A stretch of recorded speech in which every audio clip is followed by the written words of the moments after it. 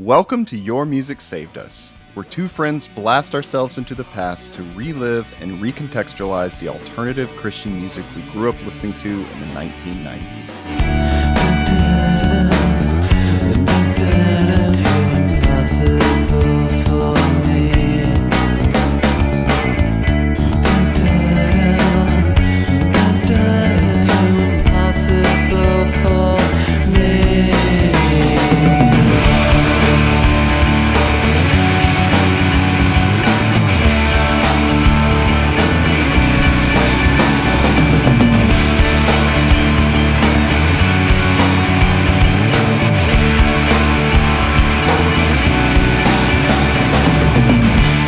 My name is Jay, and with me is a man who has a lot of love for the people we're going to be talking to, Clifton.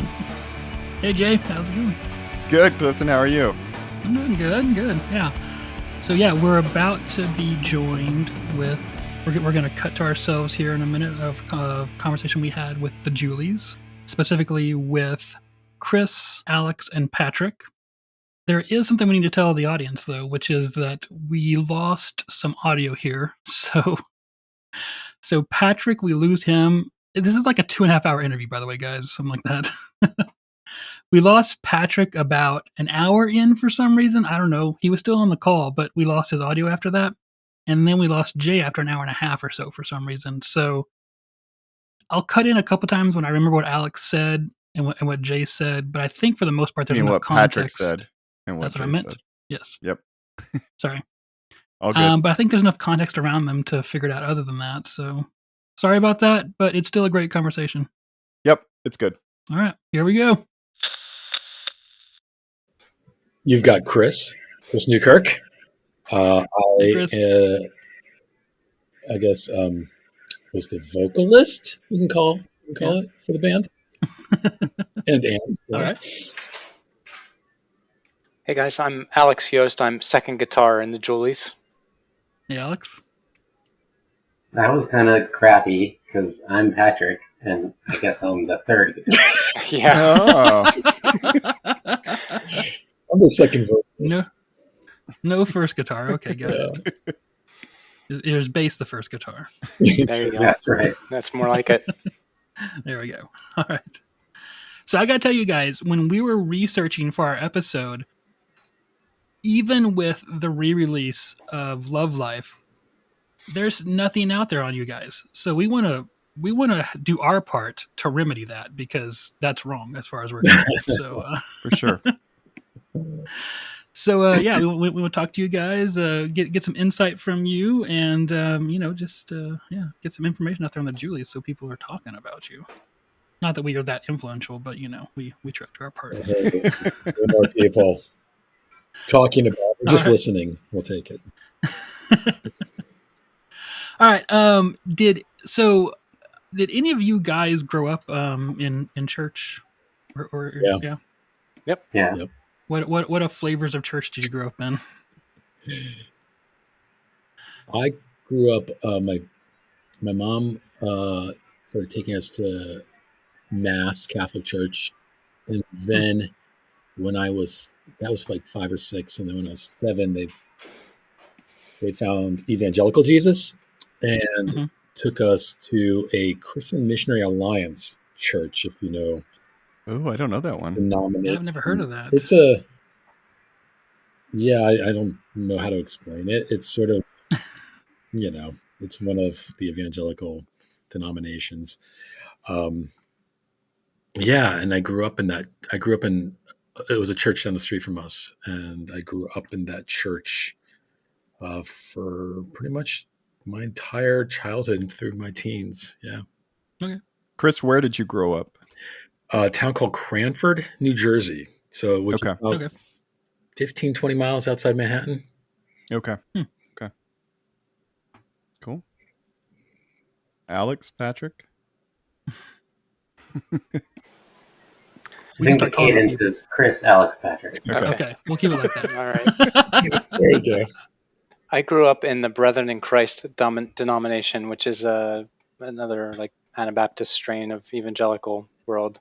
Actually, it's the denomination that Messiah College is affiliated with, which is where we all met. Okay. Right.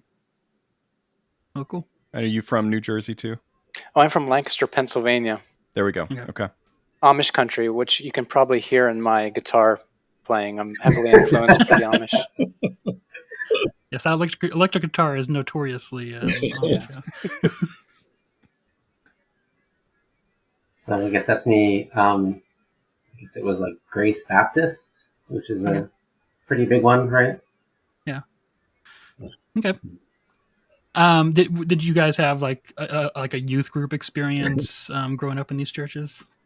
Yeah, I went to youth group. Did. They even made mixtapes for youth group.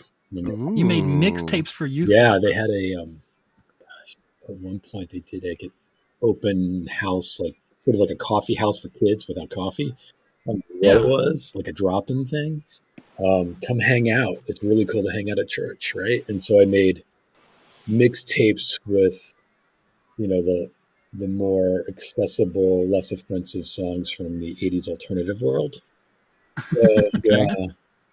So maybe Peter Gabriel and Simple Minds, that kind of thing, with sneaking in a little bit of the deeper stuff as well. But yeah, I was in youth group, happily so at times and painfully so at others. So.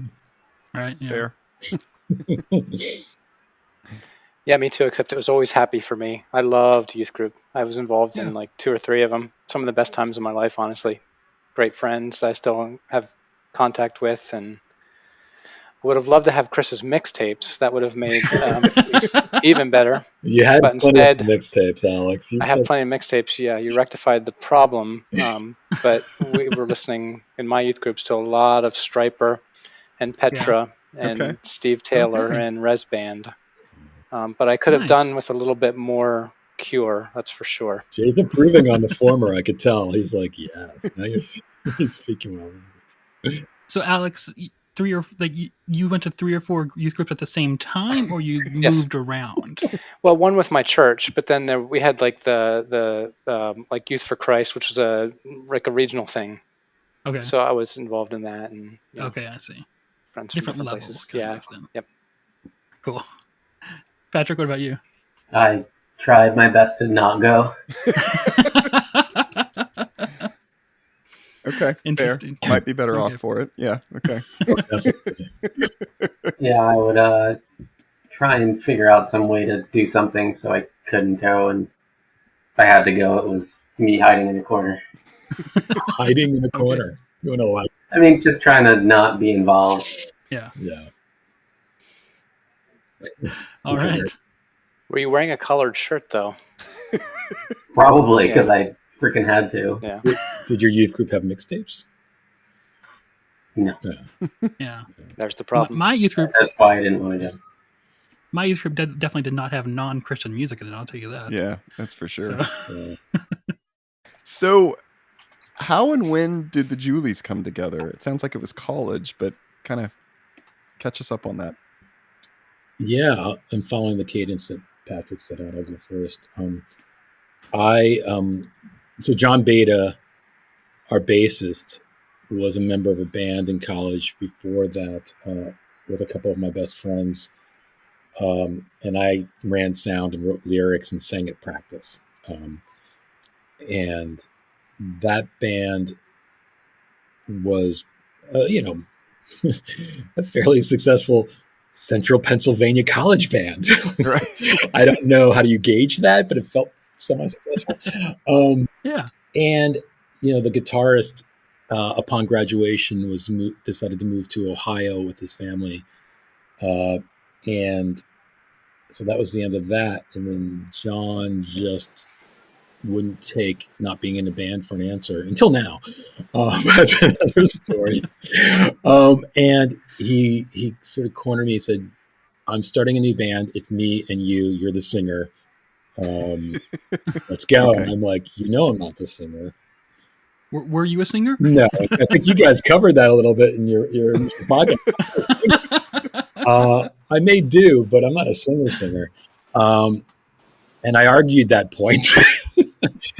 And he was like, no, you sing in practice, you do great. I'm like, tell me when. And it's like, well, on this song and this song. So he named like half the songs that I could actually sing. But what about the other half?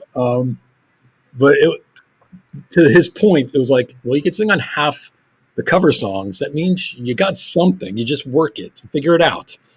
Yeah. And so, I mean, how was I going to say no? Like everybody's dream is to be in the band. And then we went out recruiting, and Alex was our first target. Yeah. Maybe we should pass the story along. Yeah, exactly. They approached me when I was working at the in the cafeteria at the Messiah College cafeteria on shift, and I think John came up and said, "Hey, you're going to play guitar in my new band." And I said, "You know, I'm not really like I've never played in a band before. That like, and I'm kind of into Striper." And he's like, "Yeah, that's cool. You'll be in the band." So that was that. So now the context here is he gave me the Cure's Disintegration. So we played soccer. So I saw John on the soccer team, and he was this like really weird looking dude at practice wearing a bunch of necklaces and Mighty Lemon Drops t-shirts. And I was going through this phase where I was trying to figure out like what kind of music do I like, and I was shifting into what was, I guess, underground music at that time, and like figuring out new stuff. And so I went up to him and said, "Give me some music, dude. Like, what's this? Like, who's the Mighty Lemon Drops? Describe it to me, or give me something to listen to." And he gave me Disintegration. And so, that was that. And so then it was probably a couple months later that he said, "I'm going to be in the Julies." Before it was the Julies. It was a mess. But you did play guitar. Yeah. Okay. I mean, the way I play guitar. So if that's what you mean by that, exactly. That's what we all do. But you took lessons and stuff. Yeah. Kind of important. And then after, and Patrick, how'd you end up in the band? Were you also told that you were going to be in the band? No, I wish. Apparently, somebody thought that you needed another guitar player, so there was an ad in the what was it called? What was the that little like hangout area back there? Oh, at Messiah. It was like a little cafe. Yeah, D-Rays around there, like Club D-Rays, right? That was a cafe. D-Rays. That's what they called it eventually, yeah. Anyway. Okay. So we were going in there, and I saw this somebody put an ad there, and I was like, I have a guitar. Did it have like the little things that you pull off of it? I think I pulled it. Yeah. Well, legend has it, like, I wasn't there for the audition, but didn't you play Where's My Mind by Pixies? He did. Yeah, because that was sort of like just his song selection alone. Yep, that was it. It was a like, this is the one. Doesn't matter how you play it. Right. I mean, and I taught myself. Like, I never got lessons or whatever. I just tried to play cool things. Yeah. So, yeah. that was probably the one little thing that I figured out. And I was like, okay. I mean, I'm assuming Messiah College was small, right? So this guy shows up and he's playing the Pixies. Yeah, you're probably like, all right, that's it. Yeah. He knows the Pixies. We're good. Yeah, pretty much. Yeah, he was a freshman and he knew the Pixies. You're immediately part of the club. That's how I met John at school in the first place. It got around that I was one of the other like weirdo alternative rock kids. Right. And we started trading tapes and talking about bands, and we became best friends. So it's like in the 80s, it's like in the 80s and early 90s, that was a very exclusive club because there was no internet, right? Like if you listen to that kind of music, you were part of a tribe, as we would say, not so long ago. And Patrick proved that he was part of that team. And as you've quickly learned from this quick bio that we presented, none of us had any skill, training, or talent. It was more just an aesthetic inclination, right? And so that's what bonded us. All right. I also find it interesting that you're in the Harrisburg area, right? Yeah. Which isn't, it's not small, so, compared to a lot of places in the United States, it's not small. It's not small to me because I was from outside New York, but yeah. Well, okay, that's fair. Comparatively then, yes, it's tiny. But you stuck within the college for members. Was that purposeful, or was that just happen? Well, John and I started the band when we were graduating. He was a year ahead of me, but he had to do an extra semester. So he had just graduated. I was graduating.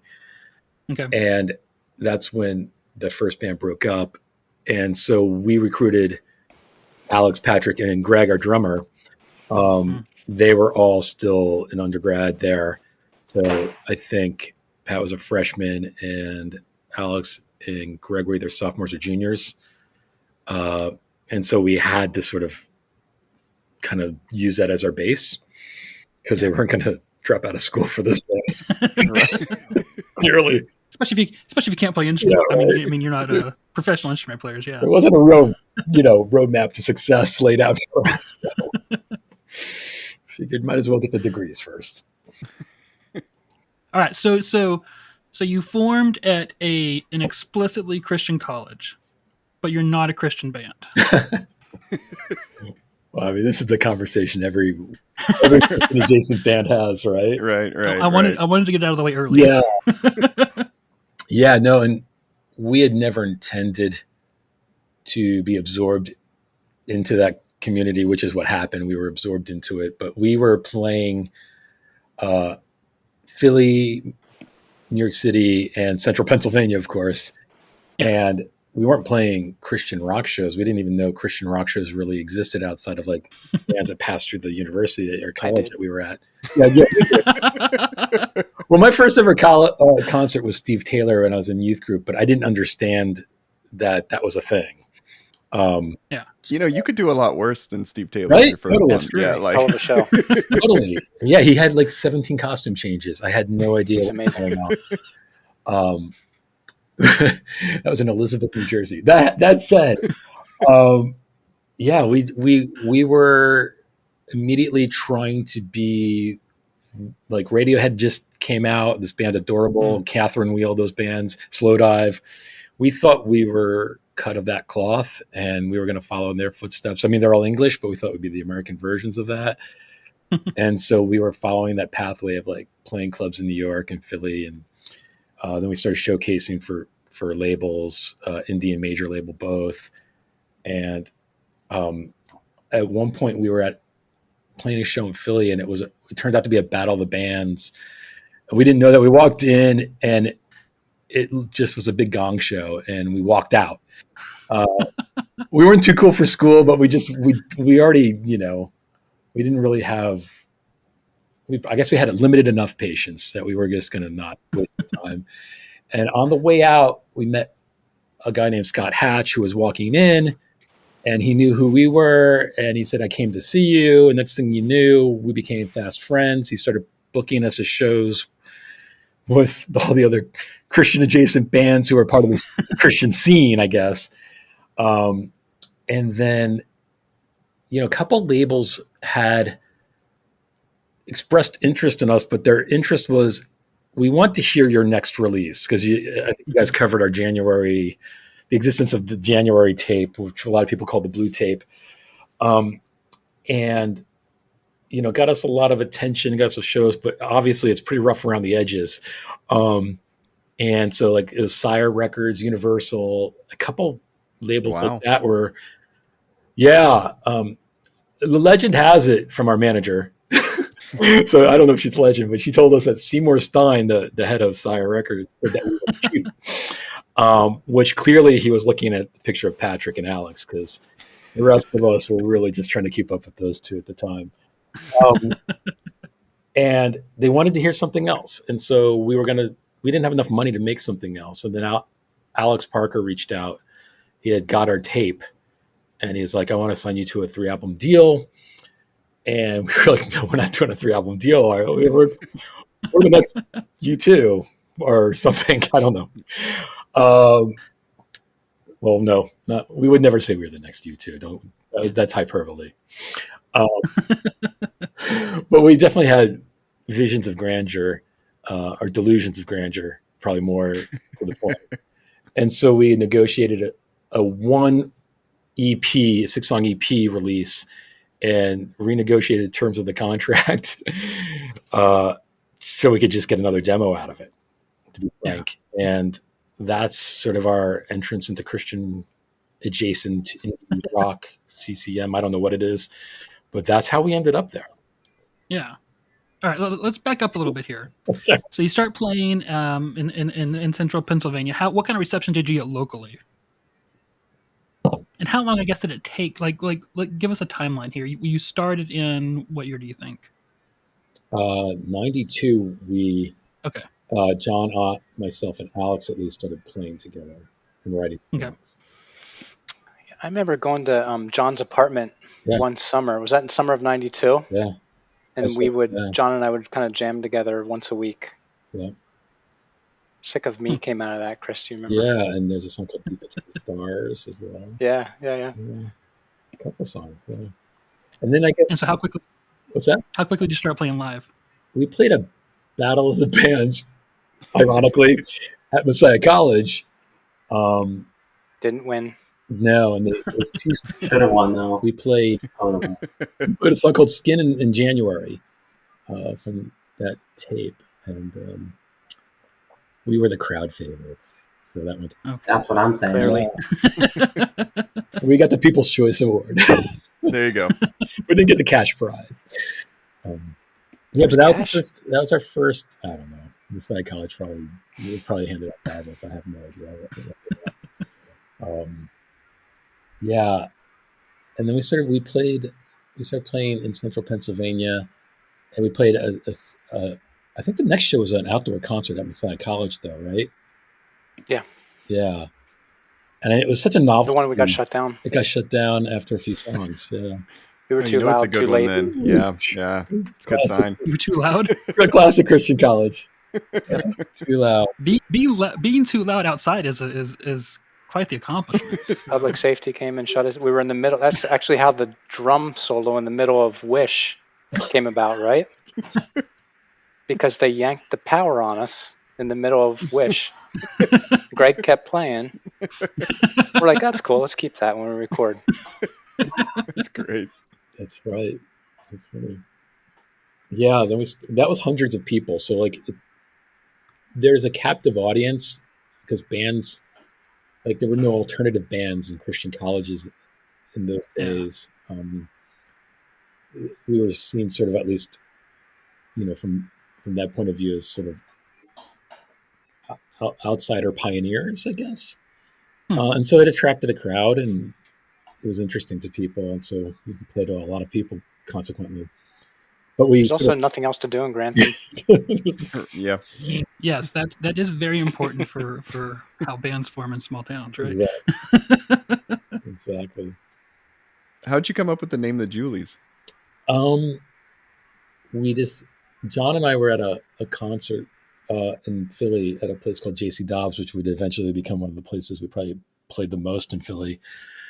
We were seeing a band called Revolver and Drop 19s, those two bands. They were 90s shoegaze bands. One was British, one was from New England. And he and I were just going over our list of band names, and we were really into band names like Pixies, Swirlies, those sort of very late 80s, early 90s sounding indie names. And girls' names were really big in band names and in song titles at that time. And I guess we were just caught up in the scene of that. And John was dating a girl named Julie, and her best friend was Julie. So it popped into my head as a band name. And I said it out loud to him. And despite that fact, he was all in. And it just stuck. And so we kept it. And that was before I think even Pat or Greg had joined. Was that your dog, Jay? It's okay. We can mute his audio at that point. All right. So, and eventually, I guess, how did you work your way up to from central Pennsylvania to New York City? I'm from that. Like I hung out in the city. Yeah. Okay. I mean, I knew I saw shows there, so we kind of Greg, John, and I think took turns or shared the responsibility of booking shows. Mm-hmm. and I went hard on New York and just ended up booking shows. But we also had management that was based in Harrisburg. She mainly helped in that area, but got some shows outside. But it was just it was my neighborhood, I guess, in a way. It was my hangout neighborhood, so it just made sense to just pursue. We used to send our tape, and in those days, maybe these days too, you'd make money after 20 fans. So you get like $5 a head every fan after 20 that you brought in. So the incentive is you bring as many people as possible to get paid. And they'll ask you back if you bring people. They'll still book you if you don't, if you have some sort of street cred. But I'd say in New York, we probably didn't average 20 people that often. I think at times, but not consistently. It was a hard scene. So it wasn't so much like, hey guys, we're doing great, we should really give New York a chance. It was just more like, I know some people in New York, you want to give that more of that? It's just like, let's go play the clubs that I know will let us play. Yeah. Okay. Totally. So you record January around this time. Reading about it, there's word out there that you guys, that it didn't turn out sounding exactly like you thought it would, I guess. So I guess the question is, what did you think it would sound like as compared to what it ended up sounding like? Pat, you want to start on that, and I'll tag in. Oh, that's a tough one. All right, and remember, like, bringing the tapes into the car, which we have done consistently since we've recorded anything. Like, where does it sound good? It's always going to sound good in the car, right? Yeah. And just being blown away at the sounds and like the richness of it. So I think what actually got delivered was a lot thinner. Super tinny. The tones, I think, were off.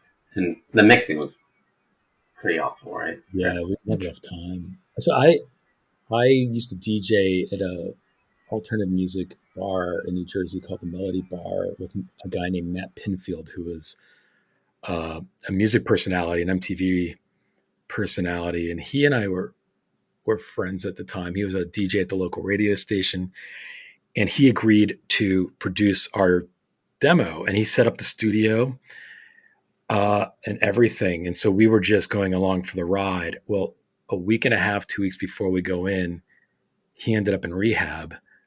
And the naive Christian boy that I was had no idea that I learned to DJ while he went down to do lines in the basement of the bar. I had no idea. He used to say, Chris, you take over. And I'm like, what do these knobs do? And I had to learn. And then he would come up and he would start dancing to what I was spinning. He asked me to play a song, and I never put two and two together. Anyway, he ended up in rehab. And so we were pretty much at the women's disposal of the guy who ran the studio, who was one of the original members of Bon Jovi. And his name was Dan Sky. And he had no idea what to do. Keyboard? He played keyboard, right? I don't know what he played. I thought he was a bassist, but I think the original bassist just died, and he was there from the beginning. So I don't know what he did. But there's pictures of him playing something that he was holding. Maybe it was keyboard. Probably guitar. Guitar. But he didn't know what to do with us, and so they're just experimenting with us. We brought in some records as sort of like reference points, but they just had no idea what to do with a band that noisy. We were part of something called a New Music Seminar, which was a big music conference, and we played it with like bands like Oasis and Echo Belly from England, and we got to like hang out with these bands. We went to the parties with them, but we also did this. You guys remember when we went and we did this like seminar, and they had a panelist, and they listened to your recording and gave you commentary, and it was Hugo from Gang of Four, who worked at Quest Records. And we put on The Impossible for him. And that one part kicks in. I mean, it's tamed now a little bit through multiple mastering sessions. etc. I try to tame it down, but it just explodes, like, and not in a pleasant way. And he made such a grimacing face that we were like, "Oh shit, we suck." Is that when he said, "Is your guitar deaf? Your guitar's deaf"? Something like that. Yeah. Again, I mean, that was probably the part though that I'm talking about when we were in the car and we were Totally. like, "Yes." Yeah, it sounded fun to us. We were in the throes of the noise, right? Yeah, it was embarrassing. We turned it into constructive criticism, but regardless, we were in there with all these other bands. We told that we were deaf. So cheers. Yeah. It is hard to capture a noisy band though. So that's yeah. If you're not used to it, it's you end up with noise, I guess. Yeah. Especially in those days, I'd imagine. Yeah, there's just no one knew what to do with bands like this. And he wasn't a noisy band. So yeah, but not the same kind of noise, right? Just more. He was in a loud band. it was a loud band. Yeah, it wasn't layers of noise. They pretty much could probably do their record. They probably 8-track that. Yeah. Those albums. Exactly. All right. Did you guys ever tour outside of just the Northeast there? No. Nope. No. Okay. The Northeast was all we were. Didn't we go down south once? Well, if you count Virginia, yeah. Virginia. You crossed the Mason-Dixon line once. Okay. Virginia and Virginia, I think. Yeah. That was early. One of the first shows. Was it? I thought so. Yeah. That was with the microphone around the security guy, right? No, oh, that's another time. I thought one of our first shows was in Virginia Beach. Oh yeah, Virginia Beach. We did. Yes. Yeah, that was early. It was very early. Is that when we opened up for Hickey Nicholas? Yeah. That was one of our very first shows. That's right. And then I think you wore shorts and you had to mention that. Yeah. What is that a big deal? Is that a faux pas? Punk bands wear shorts all the time. No. Yeah, we were like a post-punk shoegaze indie rock band, and we played in New York, and we wear pants. Okay. I didn't know. The dress code. I didn't know. Yeah. So you said you had a manager who booked you sometimes with other, or not with other, but with some Christian acts around. Is that what you said earlier? No, our manager was an associate. I think that was after. I don't know if we parted ways. I don't know what happened there, or it just we started doing our own stuff. But that was Scott Hatch. Us he used to throw shows at Drexel University. And we just. Who did you play with? Starflyer, Morelos Forest. Okay. Cody Hook. I figured. Yeah. All those bands that came through. Yeah. Cody Hook was actually pretty close to you guys, actually. Yeah, they're nice guys. I remember a little bit of interacting. They play like Poor Old Lou at Java Casa in Central Pennsylvania, and Food 76. Yeah. Is this too early for Huntington's? Yeah, well, it's funny. They used to be a band called Cricket, and Cliff called me once out of the blue, trying to do a show before any of all this. I don't even know how he got my contact info, and that never came to fruition. But it was a lovely phone call. Yeah.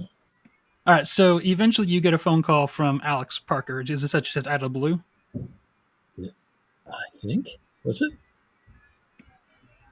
You guys have no memory of this. You're making me do all the talking. Yeah, I guess it was. He had gotten our tape through like some sort of Messiah College connection, I think. Just got passed down there somehow to him. And he called and definitively was like, "Let's do a 3-album deal." Like there was no courtship. Right. Yeah. That I mean, I think we've done 2 other Flying Tart artists. No, we did one other one, and we did the for our Christmas episode last year. We covered Flying Tart put out a Christmas sampler, so we covered that. So we've talked about Alex a little bit so far, and he seems like a crazy. I think I would have liked going to a show with Alex. I would let him take me to any show because he has pretty good taste in music. I think you know. And varied. Did you know like any of the other Flying Tart artists? Did he have any other Flying Tart artists at the time? Like, did you know anything about? He might have had Joe Christmas at the time. Oh, that's right. He did. He did sing some praises of a band or two, and I think it was Joe Christmas. Yeah. And I think other Fluffy. I don't know what. Oh, maybe Fluffy. Maybe Fluffy. Yeah. And, Chris Colbert. Yeah. Yeah. And he might have mentioned Tess Wiley. Oh yeah. The project. Very good. I can't remember. He and I sort of had the relationship, and we've talked on the phone a bit, but I don't remember chronologically when he brought out those reference points and talked about the other bands and all that. He went straight to like, let's do a deal. So he's never seen you play live or anything, just heard the demo and was like, let's do it. Wow. Okay. Yeah, that was it. And we said no. We said sorry, but no, we were ambitious at the time. We were like, well, Sire Records said this, and Universal's waiting for something, and then we sat back and thought about it. And so we found that sort of compromise with a one half album deal. I will say, so if he heard the January tape, I will say that we've also listened on doing this show. We've listened to a lot of demos from a lot of bands, and that's probably one of the best demos because my big question most of the time when we listen to demos is, why did anyone let these people record an album? Right. Obviously, we like the albums because we're covering them, but when you listen to the demo, you're like, what is this? How that big of a difference? Yeah. Yes. Yeah. It was a different time though. Back in I don't know where the other demos were from era wise, what you listened to, but like in the early '90s, you had to go into a studio or like get a 4-track. Yeah. Or like a 4-track's never going to sound that great unless you really, really know your shit. So we did not. Some of my favorite Julie songs are off of January, so yeah, makes sense to me. January sounds great. I mean, it sounds well. I've never heard the original version. I've only heard what you guys put out through Lost in Ohio. But yeah, it sounds good as far as I'm concerned. Yeah, I'll hook you up with the original, and you can have the come to Jesus moment on that one. we can have the why did they let these guys record an album mode? Okay. Yeah. Yeah. So your thinking was, okay, we'll do this EP, we'll shop this to bigger labels, and we'll go on to something bigger, kind of thing. Well, there was still, I think, A&R contacts that knew who we were, and they said they wanted to hear something. So our thought was get it to them as fast as possible. It seemed to be that he was all business, Alex, and as soon as we sort of started agreeing to doing something, he started plotting it out, and it sounded like it was just going to be this immediate output. Yeah. And that was actually the problem, right? It took forever. Let's pause there real fast. Okay. I want to pause there before we continue on with the story. I want to pause there and ask and get each of your thoughts here on, we've now gone from you're going to be in a band, I can't really even sing or play this instrument that well, to Sire Records wants to hear our next demo. Okay. What's going through each of your heads at this point? We wanted to go in the order, Chris. Here. Let's reverse order this time. All right, let's go. Patrick, you want to start here? I was pretty much oblivious to all of that. I mean, I was completely just doing my own thing. Like, I had nothing to do with any of the contacts with the different labels and whatever. I was just happily making music, writing music, enjoying being what, 20 something, you know? Even, yeah. You still in school at this point? Sorry? Were you still in school at this point? Yeah, I think so. Okay. Yep. Just trying to graduate and have fun. Yeah. That's a nice position to be in then. Okay. Alex? Yeah, you could probably tell that Pat and I were not the brains behind this operation. I was in The heart. Yeah, we were the heart. Yeah, the notes or something. I don't know. Yeah, so I mean, I was also really just focused on the music, where Chris and John and Greg were making the things happen. But what I do very clearly remember is that I thought we were just fucking good, and I thought our songs, like, you know, I didn't expect to be a rock star, but I knew that our music was good. So Yeah. whether we could, none of us were experts in our particular chosen instrument, other than Greg, perhaps. I don't know. He's probably the closest. But the fact is, when we came together, we were able to create some kind of creative magic that that for me was just really compelling. And I trusted my bandmates to, like, there was a level of trust there that when we get together in a room and the five of us are just jamming, we can do something amazing. Isn't that the wonderful thing about being in a band? Yeah. It is. Yes. Yeah. That's as you said, that's the magic. That's the joy. Mm-hmm. Yeah. My turn. I Beat that. yeah. And I was a fatalist at the time. I think the guys could probably back it up. And I was living in the delusion of this could be a life to make. And I couldn't imagine not making art with these guys, if you will, for as many years as possible. And all I wanted was to not get a real job and to do this. And so the idea of Sire Records being quote unquote interested, I would even it was probably a moment of intrigue and that's it. But we built it up to interested, right, in our heads. And all I could think of was like, this is a way for me to live and be happy and be alive. And I was deathly afraid of like having to get a job, figure out a career, be normal. I just didn't. I listened to all these bands so passionately growing up that the idea of becoming even, for a couple of years, one of them just took me over, and it drove me. That's why I made those calls and contacts and had all these conversations. I don't know if that was what I wanted to do. I just didn't want to not be in a band. Yeah. So. Wow. Yeah. I'm glad we stopped and did that. That was very nice. Yeah. It was. All right. So at this point, Alex has called. You turned him down, but now you've renegotiated to a half album deal. Yes. What happened? So do you go record immediately? Is it a half or 1.5? Half, right? One EP. 1 EP? What'd you say, Pat? I thought it was 1.5 album. No, I think it was just the EP, and I think we gave up like half our royalties, half our we didn't care about. Right. We had no idea this also would sell. Okay. Wait, you didn't have any. Wait, say that again. We had no idea that this would sell.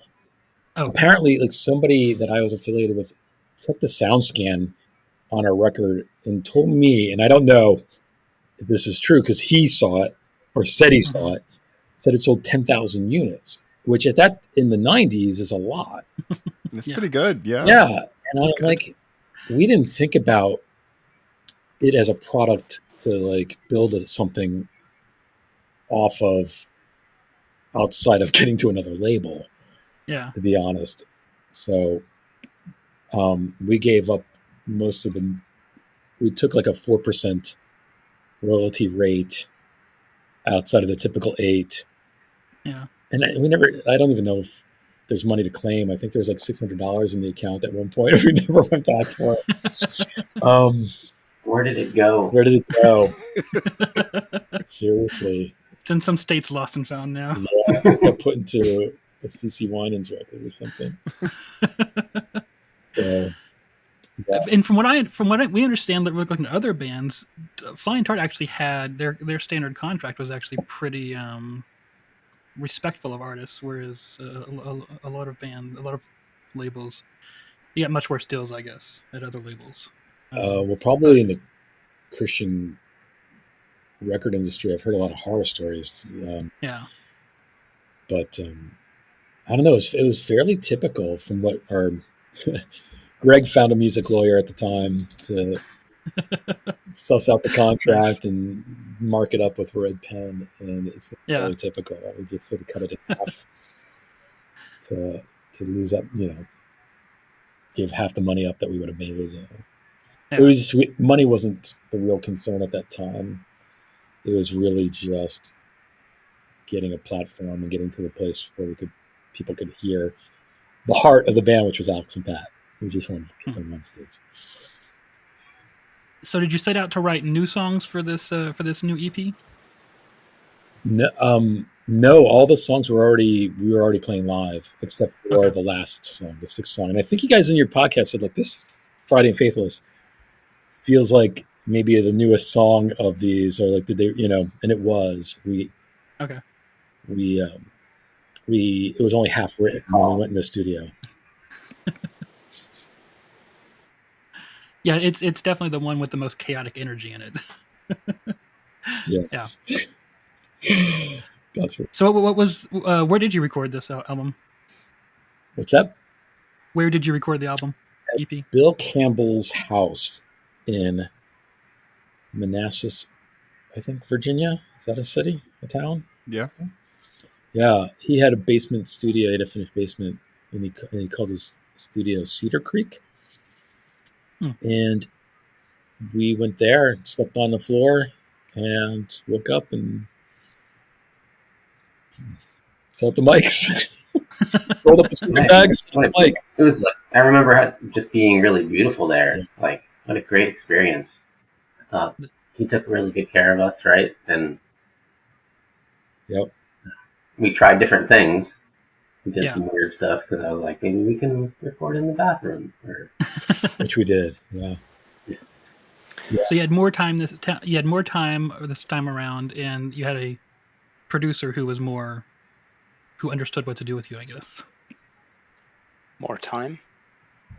Did you? We maybe by a day or two.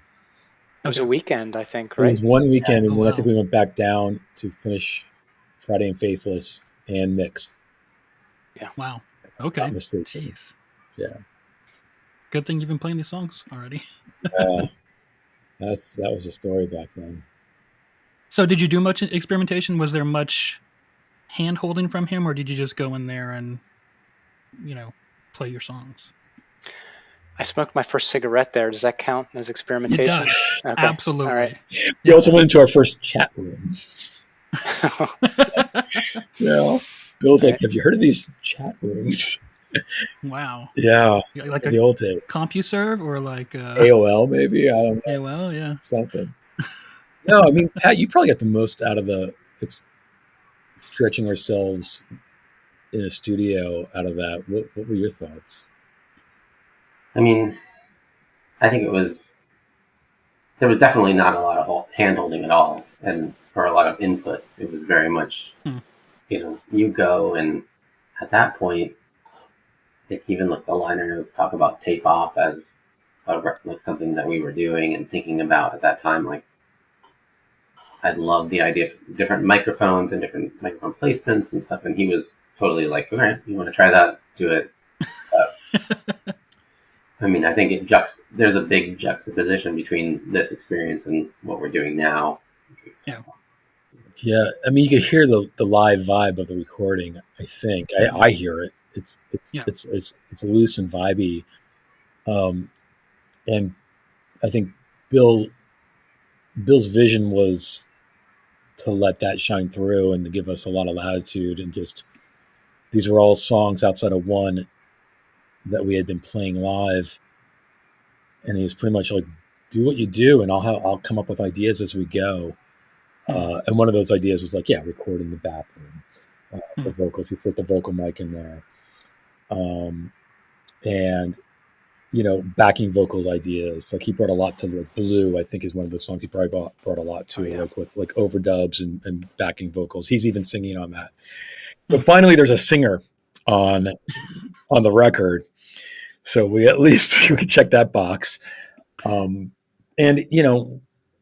for that final song, we played two for him live to pick from. We had a song called Roller Coaster, and we had a song called that was going to become Friday and Faithless. It didn't even have a title at the time. And he loved the unbridled energy of Friday and Faithless. And he's just like, okay, we're going to mic the drums now. We're doing that. And we just started recording it, and it just became what it became as we were there. Did you record live or did you track? Both. We did both. Okay. I think, tell me if I'm wrong, I thought we did a room session with drums and then overdub. Yeah. The drums were recorded in a live session, obviously, like most records. But then we didn't, I think on most tracks, if not all, we redid the scratch tracks. Okay. But it was with the intention of getting a live vibe, though, too. So there isn't, I think, a sort of intentional looseness. Okay. To it. Chris, do you think Bill's vision for that was based at all upon our live shows? You guys mentioned that the like not seeing any Julie's live footage out there. And let me tell you, the Julie's put on a good live show. Yeah, it seems like it. So I wonder if that was part of Bill's calculation. Did Bill see us live, or did he hear? So we were much more. Our legend was much more about the live show than the recorded version. Right. At the time, we were extremely animated, so much so that remember our first CBGB shows, 0 Hour Records. They were like a shoegazy indie rock label based, I think, in New York, and they came out to see us at CBGB, and they had a contract ready to go. He had already been talking to our manager, and he was appalled at how lively we were on stage. For a shoegaze. Oh, he called me. He said, first of all, he didn't like John's persona. He said, it looked like the manager got lost on stage. And then he called me Marky Mark. It's like you're fronted by Marky Mark. So was that the show that John had a nosebleed because he was so nervous? That's the show John had a nosebleed. So his shirt was all bloody. He had a button-down white shirt. Which he always dressed up. Yeah. He wore a tie. Yeah, he did. But yeah, we would often. I think we cut our teeth on playing like weird ass venues. Times we play like cool venues, and then we play these like weird hotels and restaurants, and you'd be playing to people eating and not into alternative indie rock music, and we would ultimately end up like climbing on top of each other and playing our like going out into the audience, sitting next to somebody, and then dancing. Like it was just you just had no choice. It's like you could either be a part of the furniture, or you can go out and be like disruptive. And you probably gathered that we're all to some degree Cure fans, and they pretty much sit in their zone and they play. But I think we were also fans of like early Radiohead and like bands like Sex Pistols, and it just like took the stage apart. Right. Yeah. So our mentality always was, whether we were playing Fergie's in Philadelphia or the weird hotel on some side, like weird off the road highway in central Pennsylvania, like let's like make people remember who we are, even if they hate us. And we would say that as a pep talk before the show. It's like, let's not go down as unmemorable. Let's at least make people love us or hate us. There's no in between. And that was our mentality every show. It is a good idea. I'm curious about how you got booked into a hotel playing to people eating. I played a show in a coffee shop one time with people drinking coffee and eating and not really caring that there was a band there. and we were told to turn down our instruments so many times that like you could hear the electric guitar over the amp, you know. Mhm. And I think I was more of the accommodate people, so that was the wrong decision. Yeah, we were obviously. braggy. So, We would turn the Yeah, amps okay. up if that Would was. not accommodate. Well, Chris, tell them about the famous your famous opening line at that one show You upstairs. tell Where I don't remember where it was exactly, but it's like a Fergie's. second It was floor. Fergie's. Was that Fergie's? Yeah. Second floor of some little restaurant in Philadelphia. So at this point, we've lost Patrick, and right here he points out that Fergie's is a famous restaurant. Okay, I didn't know that. Doesn't say. But the bottom line is there's like 5 people in this room, maybe 10, sitting around tables, chit-chatting.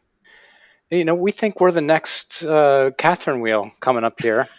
So we were introduced by the guy and said, here's the Julies.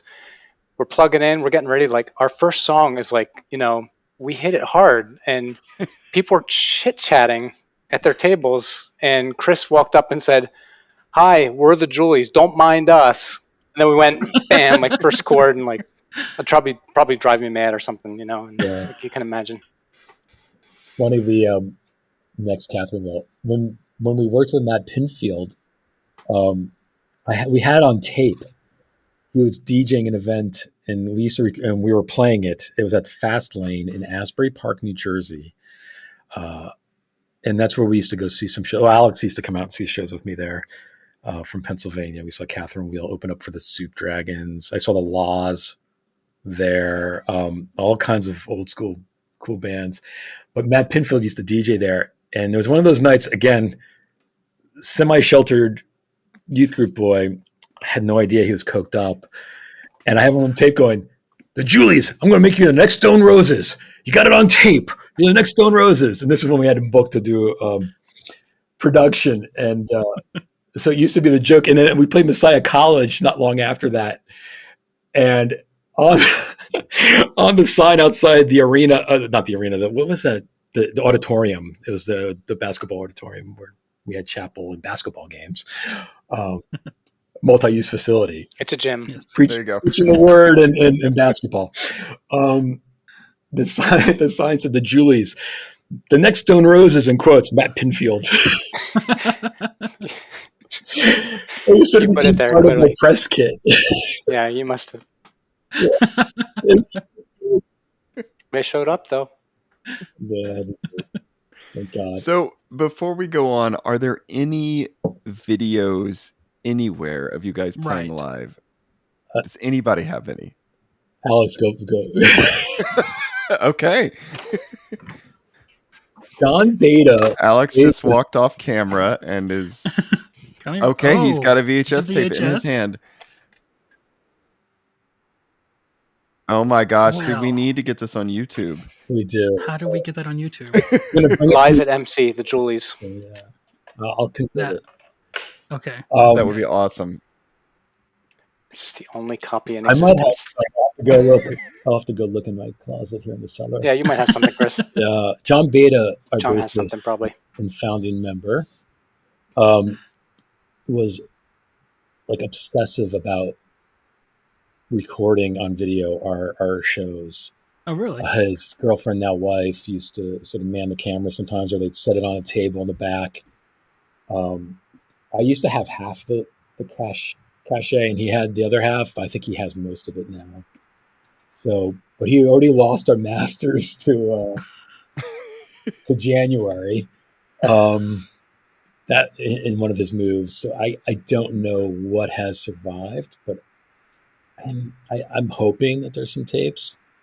I definitely have cassette recordings of like our CBGB shows and some other that Lost in Ohio had threatened to turn into sort of like Bandcamp one-offs or something. So Well, don't threaten me with a good time. Let's do that. Yeah. I mean, all right, I'll listen them straight to you if you've got.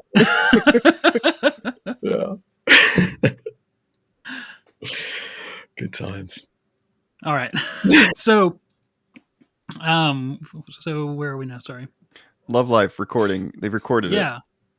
You're recording Love Life. So it's recorded now. now it's time to produce this thing. And well, first off, did you guys have any say in the album work, in the album art for? No. No. Originally we were going interesting. to, but Alex, it was taking forever, Right. as the story's been told, and he just showed us this is going to be your album artwork, and at that point we were like, all right, man, whatever, as long as this thing it wasn't our to be honest, it wasn't our style. It was very much of that 90s, Yeah. hyper 90s, and in a way that like the Christian scene was picking up on it 4 years late, sort of cuteness vintage thing. So, but we didn't really put up a fight, and it turned out to be really advantageous in the end because, I think in your podcast you mentioned the hearing that I mentioned in a previous interview about all the fan mail I used to get, and so many of those letters used to talk about, I just saw the cover sitting on the shelf. I had to buy it. Literally half our fan mail had that anecdote embedded in it somewhere. And so, I mean, I just felt like it just spoke to like teenaged Christians. And so for me, yeah, I saw the album art and I had to just listen to it. I can't speak to the outside culture at the time because I was very much sheltered in my small town Christian world, but I liked the aesthetic, and I think it actually fits with the music enough. I like that, irony is dead, kind of kitsch, like really noisy, adjacent to cute artwork, right? Like I think it worked. Our t-shirts kind of went into that space a little bit too, and some of our flyers did. So it wasn't really like a total left turn. I think we fancied ourselves as a serious band, or at least I did, and I always had admired like the Smiths album artwork and New Order and Joy Division, like Peter Seville and 4AD stuff, and I always thought that would be the aesthetic, but no complaints. It's weird still to like, I'm not a young person. I look at it and it feels like a very young, youthful thing. There's like a level of disconnect for me, but at the same time, it's been this image that's just been around for half my lifetime. So So what all happened between the time you recorded this and the time Flying Tart eventually put it on a shelf? Well, let me ask this. Okay. It came out in 96. Did you record it in 95? 95, I think. Somewhere in there. May or like the late spring of 95, maybe. Wow. So it's like at least almost a year. And a half. It was over a year. Oh wow. Crap. Okay. We used to sell at Drexel. I mean, Scott Hatch at Scott Hatch's shows. He, all that fan base that just comes to the shows were very interested in that record coming out. And we ended up making this demo or this cassette with a couple of the songs with the early versions of it. That makes sense now. And we called it Discovering the Julies. It had like a couple random songs, an old demo, and we put like 2 tracks from that because we're like, we don't know when it's going to come out and people keep asking. So let's just give a little teaser. Okay. So, that makes a lot of sense now. We didn't talk about that on our episode, but we saw that on the website with, it had 2 albums from Love Life, a couple of songs from January, and 1 or 2 just probably recorded live type things. Yeah, it was like a sampler, right? Yeah. It's a good idea. I think that was probably the smart move. And ironically, it had a cutesy image, a vintage cutesy image. Yeah. Go figure. So you guys keep playing during this time. You make this holdover cassette tape, and it takes a year for this thing to come out. Yeah. Was there tension? Like, were you on the phone with Alex like every week, being like, "Hey, man, where's our album?" Yeah, actually, yeah. And he picked up less and less, right? So it was just eventually it was radio silence. No, I get it. The world sort of is on your shoulders, and you have nothing new to say. So why say anything? there in my life before.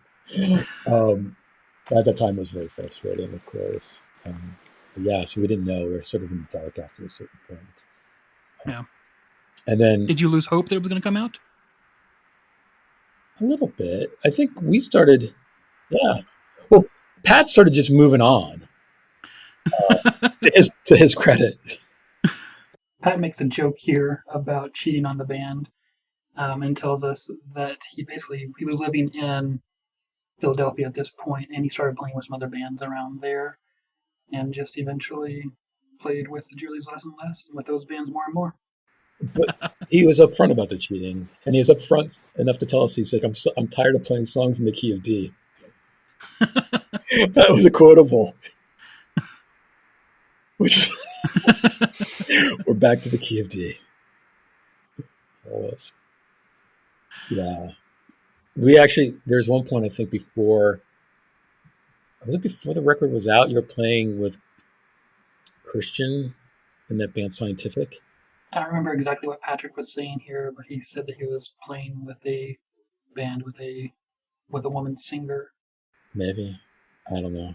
We showed up to support you. Could it have been Sixpence? Sixpence, yeah. But it wasn't Sixpence.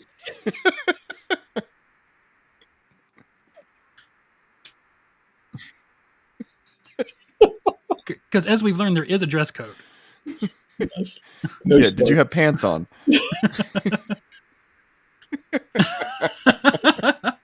This was pre-email, by the way. Was there any pressure from Flying Tart at this time to play like Christian shows or maybe like Cornerstone or something like that? There was no pressure to do anything. Okay. I think the pressure was to stop calling him. To be honest. No, I mean, at one point he told us, he wanted to put us on the whole Cornerstone, all that circuit of playing those shows. But I mean, just the bottom fell out, so we never did that. And I think at that point too, we were sort of resigned to maybe leaning into that scene a bit. Because it's like the record's not going to come out. Those contacts, the A&R contacts, are going to have moved on or forgotten who we are. It's going to be starting over anyway. Yeah. So I think that was our mindset, and the idea of we played enough of those big Christian indie rock shows to hundreds of people that we were like, it's not a bad gig. And some people would sing along and they would sell a ton of merch.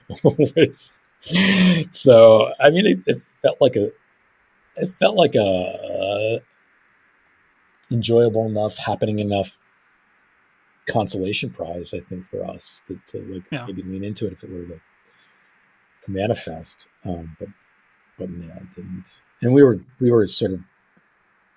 we had started as a band trying to write more dissonant sounding music to keep Pat engaged and involved. I think our last show at the Java Casa venue, we played some oddball songs. And you even sang one, Pat, I think. Yeah. But then we just knew it was done. Okay. So were you completely finished by the time the EP actually came out? We were done. Oh wow! So we had broken up months before. Yeah. Never even had a chance to sell it at a show. Nope. Oh, man. Or do a cheers. Together. Yeah. Yeah. Yeah. Oh wow. That's heartbreaking. Okay. Patrick makes a joke about it being heartbreaking to be reminded of. Yeah. I actually hadn't thought about that until now. You are welcome. So when it did come out, though, first off, do you know? So you said someone looked at the what's it called, the SoundScan reports. SoundScan, yeah. Do you know if it got any radio play or any attention? Christian, wherever they put the Christian indie, allegedly, I think we might have even seen some reports. I don't know, and I remember was it 8-ball or 7-ball or 7-ball, yeah. Yeah. I think it made an appearance on their like indie charts once or twice.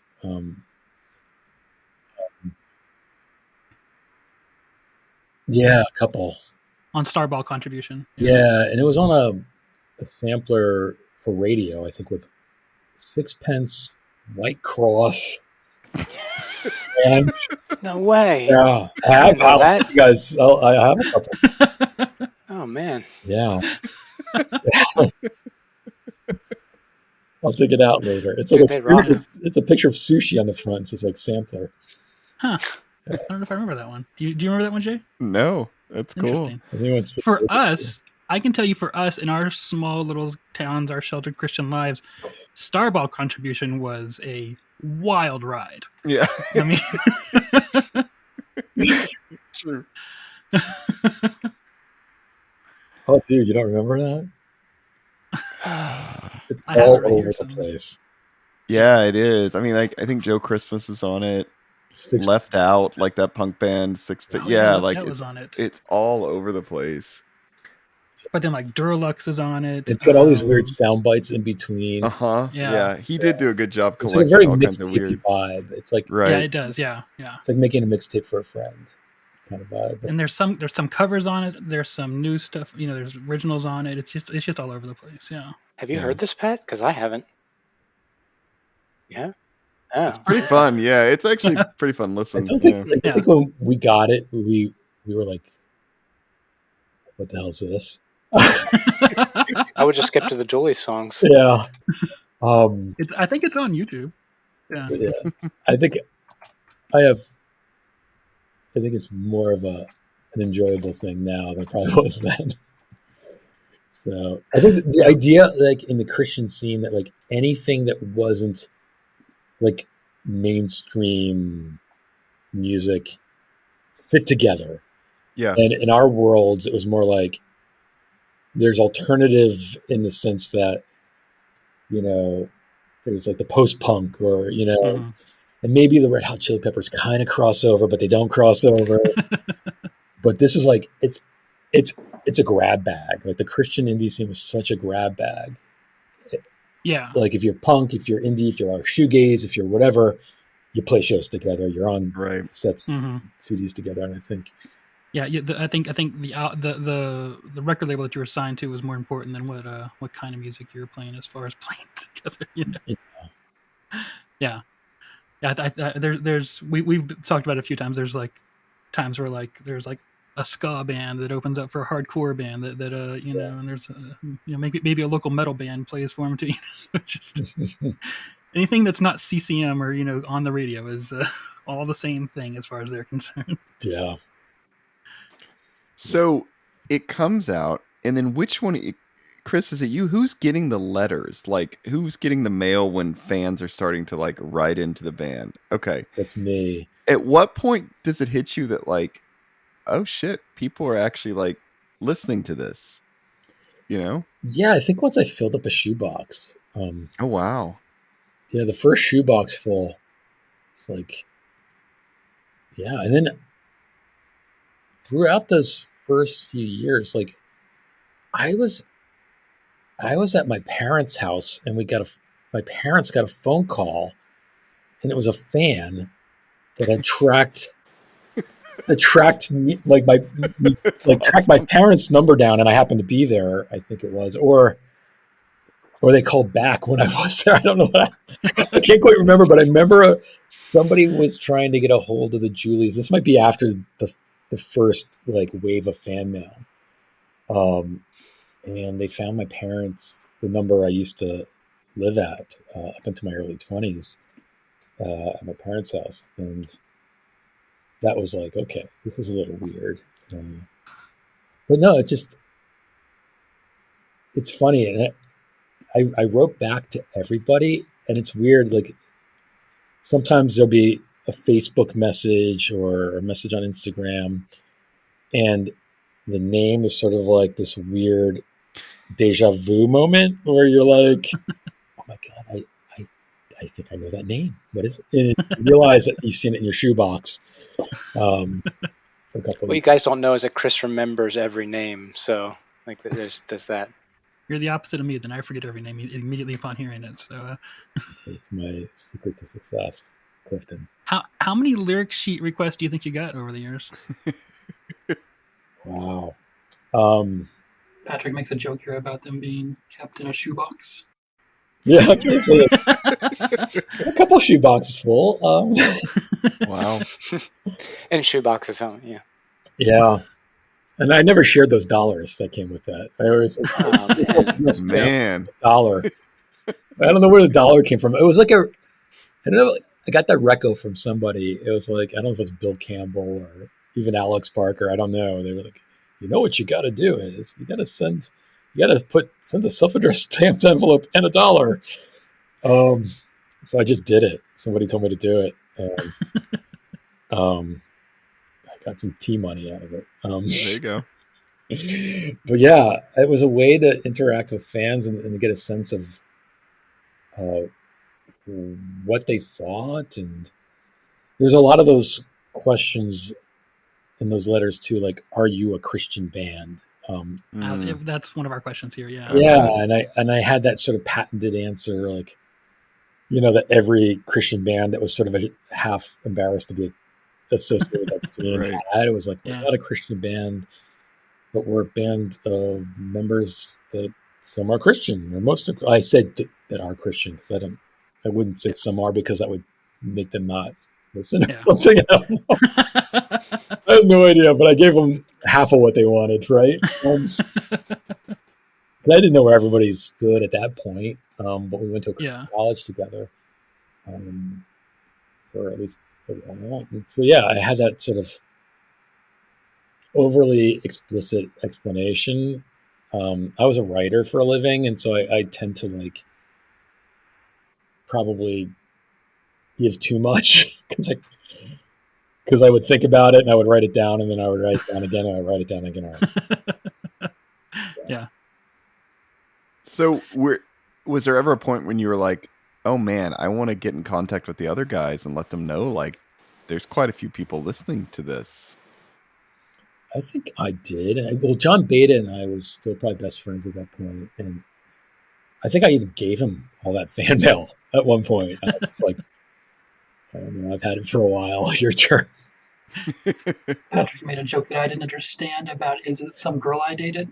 Yeah. Yeah.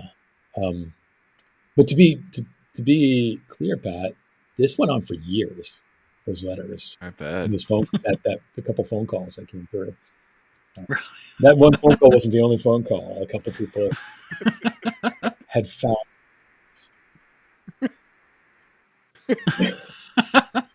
That girl. Which one? Do you date a fan? Probably not. No, I mean, I don't know. I definitely shared it with John, who seemed to care, and then I don't know. We probably had some ceremony, some grand faux ceremony where I bequeathed the shoe boxes on him, lit a candle and some incense, and I handed them over. I don't know. Well, I got to tell you, Clifton, that it was really interesting to me to listen to the previous podcast, because I was kind of insulated from all that Chris was dealing with. So to hear that someone treasured our work like that, like the way you did, was very gratifying and kind of amazing to me. I just, I've been out of touch with that. So thank you for that. That was kind of an amazing experience to listen to that first podcast. Well, yeah, thank you guys. I mean, because it does seem that the people who found this really treasured it, and I think that it has a lot to do with just the rawness of the music, of the energy of the lyrics. I think all of that just it really, I mean, as you said, that magic really did come together for you guys. Yeah. Can we? Can I take a minute and geek out and ask you guys, Alex and Patrick, what gear were you playing at this time? It is. I mean, I only have one guitar, so like Clifton, I'm eyeing your stash there behind you, that row of guitars and amps. So I'm thinking maybe you should teach me how to play like you play. But I have a Gibson Epiphone. knockoff kind of thing. Yeah. Played through a Marshall JCM 900 with as 900, many Boss distortion effects and echo and flange effects that I can find. And you Nice. throw in an EBO or two and then a metal slide, and there you go. Okay. Patrick points out that Alex was playing a Sheraton. It's the Sheraton, Okay. I guess. Yeah. Cool. Sorry. It's a hollow body guitar for all those people out there. Yes, it's has to be because the distortion sounds better on a hollow body. Yeah, you get a lot more feedback with hollow bodies. Yes, that's the key. And I like the Marshall JCM series because it's got a really nice, clean channel. But the distorted channels, it's, over the top, as you know, we love. But I like the clean to be really sparkly. Oh yeah, I want the echoey, like vibey, soft but beautifully sparkly thing on the clean side. Yeah. It's sort of your. Okay, so you're playing a dual reverb then, the 4100. Okay. And Patrick, how about you? Patrick hems and haws right here a little bit, thinking, and he finally remembers that he was playing a Mustang at the time with a Fender Twin, and mentions that it was especially cheap because he got it used, and nobody used to want the Mustangs back then. Is that your way of telling us you bought a stolen guitar? He assures us it wasn't. Okay. Okay. Legally. Did you play your Univox on that record? No, that was on the demo. That was just the first record. He had this cheap ass generic Univox hollow body, right? Yeah. And I don't know what if it was some sort of like magic, like tiki thing, like where when Pat played it, it sounded amazing. Only Pat could play it, like a Disney cartoon or something, and the magic would happen. But it was amazing, and he wrote and played that thing for a couple of years, and like I know I was in love with it because it was just something so singular in the sound of it. He says that John has it now. It does. What? It's not John has it. Is the action still like 2 inches high? Nice. Okay. In a museum. He's in LA of now, course. John. Somewhere outside there, yeah. All right. How much longer? When do we need to wrap this up? I can go for a while. We were used to talking till 10:30, 11 on our band practice nights. If anybody has to jump off, I don't know if you're going to go through the lyrics with me or not. I don't know. We have some lyrics questions next. Yes. Yeah, I want to. I was afraid of that. Should Pat and I go now, or No, but I've kind of designed them. I think not to take too long. I think here. So I picked one lyric from each song on Love Life, and I'm not looking here for interpretations or anything. I'm just more looking for like what were you thinking as you wrote these songs? Yeah. all right. I will preface this with Jay's sort of refrain throughout the original podcast with "I don't know what the hell he's talking about" is probably the most accurate reaction. That's good to hear. All right.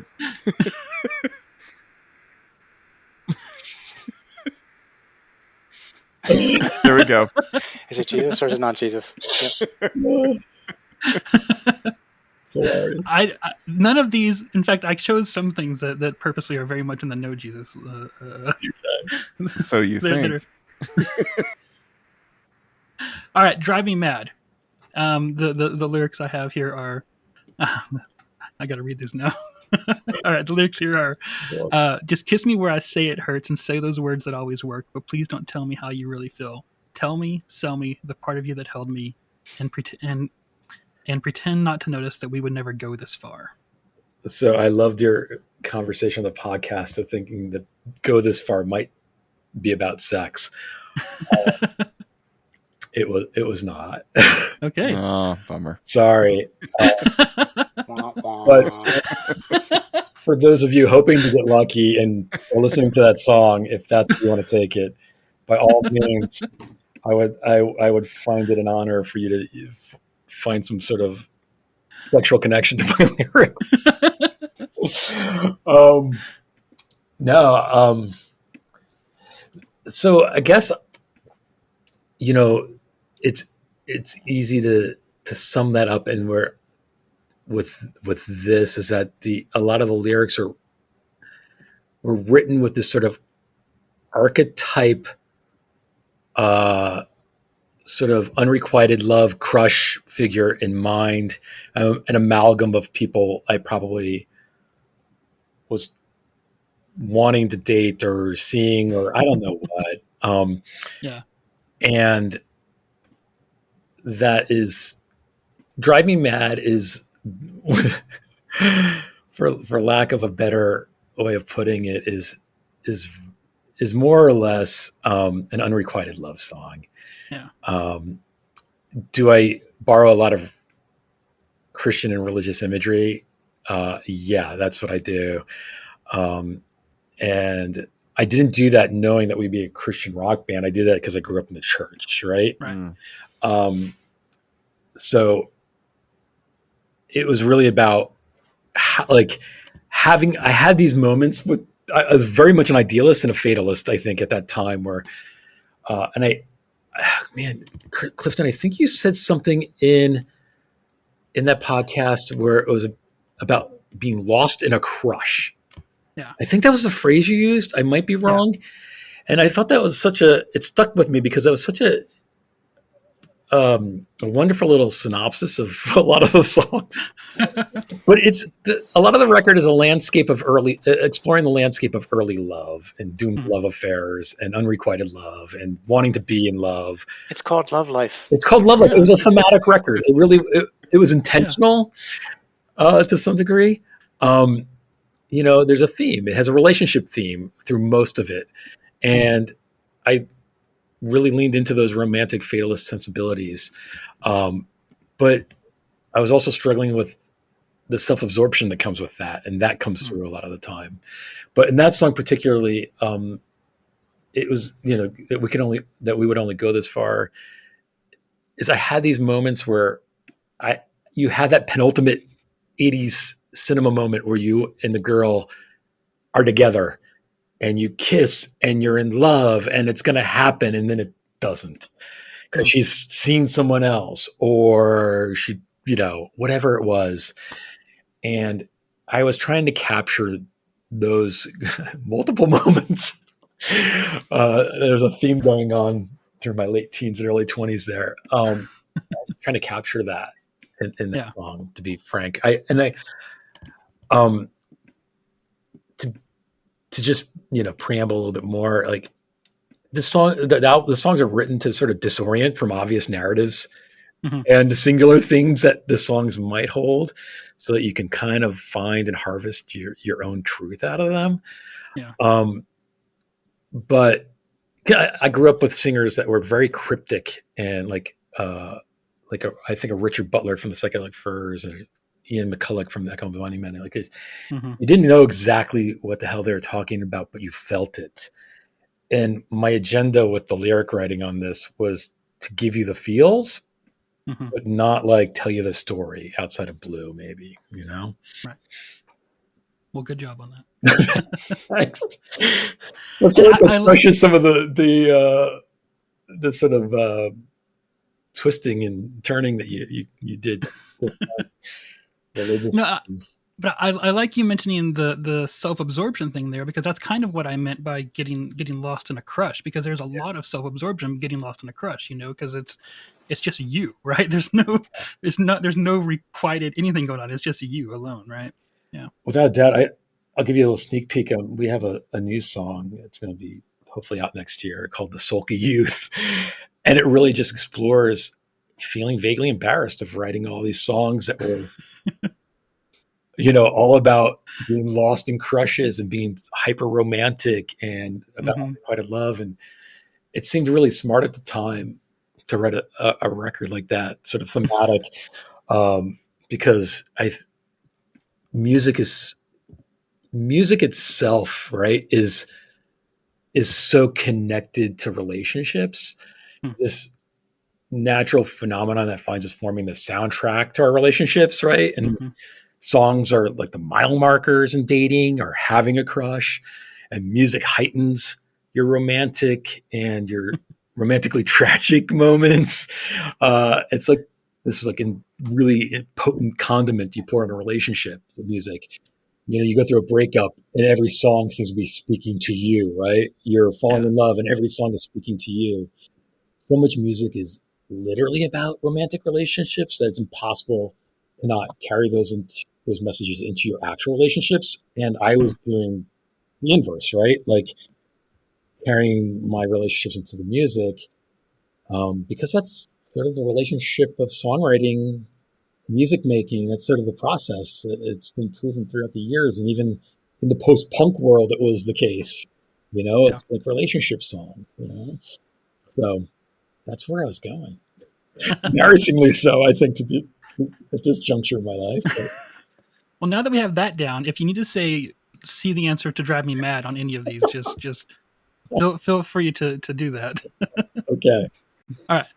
Wake Up Christine. I'm scared of what I'll find in the back of your mind if I'm lucky enough to get inside. Yeah, it's a great line. I love how you guys picked up on the internal rhyme scheme and the rhythmic delivery. A little hint into like when you don't have a big voice with a wide range, you create a lot of melodicism, and you find those little twists and turns, and that was sort of my shtick. But and by the way, I think that's great. Like when I said like you can't sing on the podcast, none of my favorite bands can sing, which is a great thing because then they have to learn how to express themselves in their own way. So anyways, my favorite bands, like I think a New Order, like I mean, best melodies ever written, I think some of them, and I've plundered those melodies, to be honest. And he's just not a singer. And Joy Division tour would say him before them. Well, I think one time on the podcast previous, you guys were talking about Wake Up Christine, and I think Jay, you're just like, I think it's a crush song. And it's that simple. It's exactly that. It's like, it's a degree away from Drive Me Mad, where it's just, you're talking about a crush. And I guess I knew I was going to be talking to frustrated Christian indie rockers each year somehow without even, and yeah, it's literally about that person you want but don't have, and you're afraid that you can't, or you're afraid that you will. Really juvenile, but what it was in writing it was I had the line "Wake Up, Christine." I was like, "This is going to be a great line in a song." And Pat came to the rehearsal and he started playing that main riff, and then Greg started playing the toms, and then everybody joined in, and I just started singing that line, and there it was, and it's like, this is gonna be a song about a crush. I could do that. Clearly. And there you go. So, not that exciting an answer, but that's the reality. Yeah. Good job, Patrick. Thank you for that that riff. It's great. Oh yeah. Patrick mentions here that it's probably the fastest song that he's ever been involved in writing, because he walked in with the riff, and the lyrics came almost immediately, and the other guitar came almost immediately, and they just had the song done in almost no time. Yeah, it was immediate. Yeah.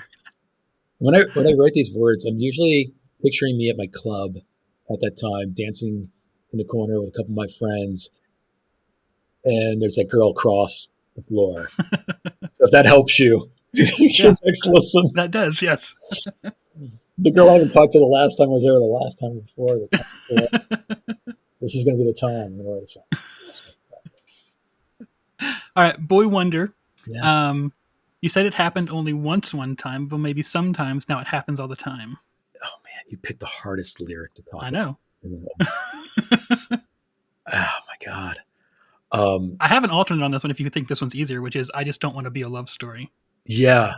So this was me exploring in an intentional way the self-absorption that comes along with like early love or like early like a romance in its early stages, or just crushing or unrequited love or all Love that bombing. love bombing. Yep. No, love bombing wasn't even a phrase then, was it? No. Not that I know. No, I didn't do any love bombing, but my love bombed. That's for sure. No, I was just exploring that self-absorption as it relates to falling in love, and I really leaned hard into like, as you guys noticed, there's like some filmic cinematic imagery in a couple songs, and this one was sort of like on the I am on the acting side, and finding that connection there, and the self-absorption maybe is sort of a natural link with maybe be performing as an actor to some degree, or maybe they. But I got to be honest. When you were talking about that lyric, it happened only once, one time, maybe sometimes. I don't even remember what birthed that pivot in the songwriting. I don't know what that meant. I still feel it, but I can't pinpoint where that came from. Yeah. And I'm kind of pleased that I don't. I think that's an acceptable answer. Yeah. Yeah, Eternal Sunshine of the Spotless Mind, or like it's a better song that I don't know, probably. Yeah. All right, Blue, probably the most literal song on the EP. So I'm going to pick the least literal line in it, of course. She dreams a voice like trumpets, begs and says she'd love it if you'd only paint me blue. Yeah. So yeah, my only story song, and I tried to not write story songs intentionally. I did creative writing and poetry writing in school, so it was like songs were my chance to be Richard Butler from the Furs or something. And this time, I leaned into that more traditional story writing. And it was about sadness is often the artist's catalyst, right? Like, what do we do with our sadness? We we make great art often, but looking at it from those two different points of view, and that is the subject's voice, right? Like, and sort of like being that guide to the artist, if you will, to using your voice unashamedly, expressing that this is who I am, this is who I am right now, and something beautiful can be made of this, right? And I think beyond the line that trumpets and love it is a slant rhyme, and works together. There's something in declaring something definitively and boldly, and you're talking about manifesting sadness into something positive and something that's able to make an impact on people, like fine art or music. Doing that unabashedly, unashamedly, with a voice like trumpets. Sort of some of the thinking there. I wrote that song when I had really, really severe pneumonia. And I was either coming out, I think I was coming out of it. I had a fever for over a month, and it was 103 for over a week, but without breaking. And I'm left to assume that that's one of the reasons I wrote a story song, because I was breaking my mold. It must have been the fevers. But yeah. So speaking of that, and Patrick just walked away for a moment, so we might this might hurt this answer. But so speaking of that, it's very different as a lyrically, right? It's only story song. Musically, it's also probably the most straightforward pop song. Was that intentional in any way? Patrick, you wrote the first. That would be Patrick. No problem. For we're talking about Blue right now. This is it's the most different song lyrically in that it's a story song as opposed to the other songs, and probably the most straightforward song to understand lyrically, and musically it's also probably the most straightforward just pop song, right? It's not quite as noisy as the other songs, and for me it was the first thing I was able to, me and once again my very sheltered self, it was the first song that I was able to really grab onto in this album when I was 15 years old. You know? But the question was having a more straightforward pop song for this intentional with the more straightforward lyrics? Patrick says that he actually wrote this song and had lyrics for it that Chris rejected. Was this that one? Yeah, again, I was coming out of fevers at that time. I don't remember exactly. I just remember you wrote the chords, and it was originally called Warm Wind. what do you guys think of when you hear the words warm wind? Nope. Don't say Not that. going there. For the listeners, Alex just quietly laughed to himself. Patrick brings up the 12-string acoustic here. Yeah, I think our first, like, when we played it live, especially in those earlier days, it had a very Smithsy vibe. Jay, I remember you saying it was definitely jangly. And yeah, I think the 12-string in the studio takes it there. It's a strummy song in that very late 80s kind of alternative bands. Like the band The Church was a big influence on me, and they had some jangly songs like that too. We tried to soften that though. Oh, We tried to soften it with the bass line, particularly in my parts where I was just basically playing a melody, like a like a series of like catchy notes. So we were trying to move away from like that, from the jingliness. Yep, that's what we were trying for. And it does it. I think it walks the line pretty well, honestly. Yeah. Well, the chorus is oddly And the chorus. atmospheric for where the song should be going. Right. It sort of stays in the same progression, and it just gets a little more ambient and a little bigger. Yeah. All right. Love Scene 17. Put you in a dream and practice love scenes. It was your finest performance. Until the sun told my eyes, I've been featuring lies. A typical Monday morning. Yeah.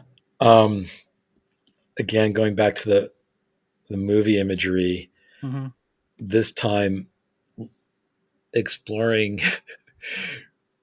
crushes as you would in the, as you know, it's a time-honored tradition to fall in love with a movie star or an actor or a character, and sort of playing with that imagery to bring a real relationship or a crush or early relationship to life. And, you know, I think Jay used the word fantasizing. I mean, clearly it's a couplet or a couple lines that are bringing that to life, where you're manifesting that relationship in your head, right? You know, whether it's a real one or one that is with a fictional or celebrity character. I never really crushed on celebrities, but I was a big film fan, and I was always really pleased when bands would write a song about movies and movie thematics and foreign film and such. There's a band called Adorable that we were very into at that time, a British band. They had a couple records out, and he was the singer lyricist was a big film fan like I was at the time, and wrote a bunch of at least a handful of songs, a couple songs at least, on using those like movie imagery and leaning into songs or leaning into film titles and film themes and etc. And it was a place my head was always playing in. And so on this record, when I was trying to explore relationships in the set of songs, it's just a natural place to play. I think music obviously is really, really visceral, right? It's one of those things where it's so intense. It delivers everything you need in 2 or 3 minutes, and it can make it can make you feel so much about a relationship in 2 or 3 minutes. Films do that in a slightly longer form with a little bit more license aesthetically, visually, right? So they're perfect partners, and obviously music makes a film so much better. Music has been used to cue moments as well as just heighten moments and make moments fun. And I think it's kind of fun for a lyricist to kind of borrow from films to do that in music, even though we can't bring the visuals in outside of a video, right? Like there's such a symbiotic relationship. There's a synergy between those two things. Mhm. And especially when you're talking about relationships, nothing I think makes us understand or or even sort of the opposite of that, sort of like find a misguided way to understand to look at a relationship than the music in film. And Mhm. just I think as long as those mediums exist, they're forever linked. And so thus some song lyrics. Yeah. And I don't know why, but the movie motifs always really grabbed me when I was a kid. I don't Yeah, know. me It's too. just yeah. Yeah. And I'm a big film fan too. So yeah. What's your favorite You should- movie? What kind of movies do you like? Wow. Right now, just because it always changes.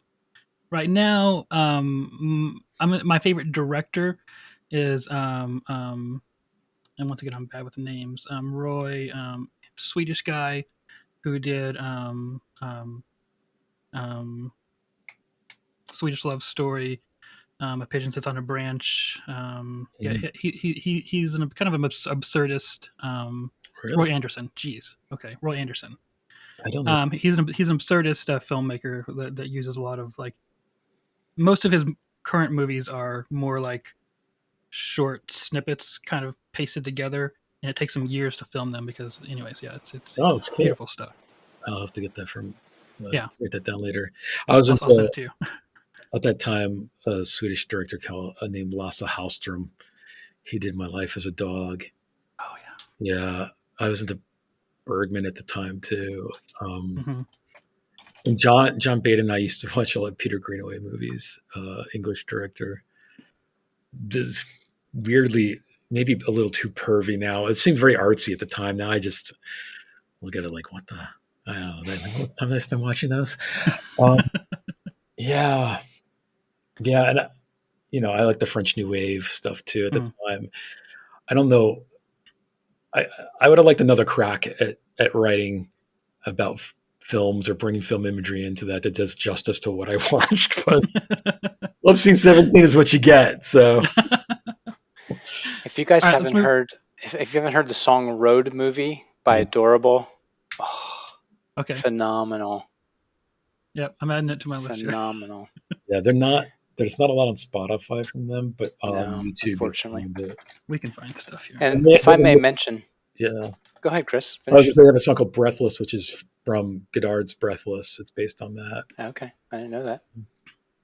If I could mention, in my opinion, Love Scene 17 is the quintessential Julie's song, Mhm. sound wise. Like if someone said, what do the Julies sound like, that would be the one, more than Wake Up Christine, even though it's our most popular song. Yeah. It has all the elements of like a classic Julie song. Pat snarkily asks, "What's a Julie song?"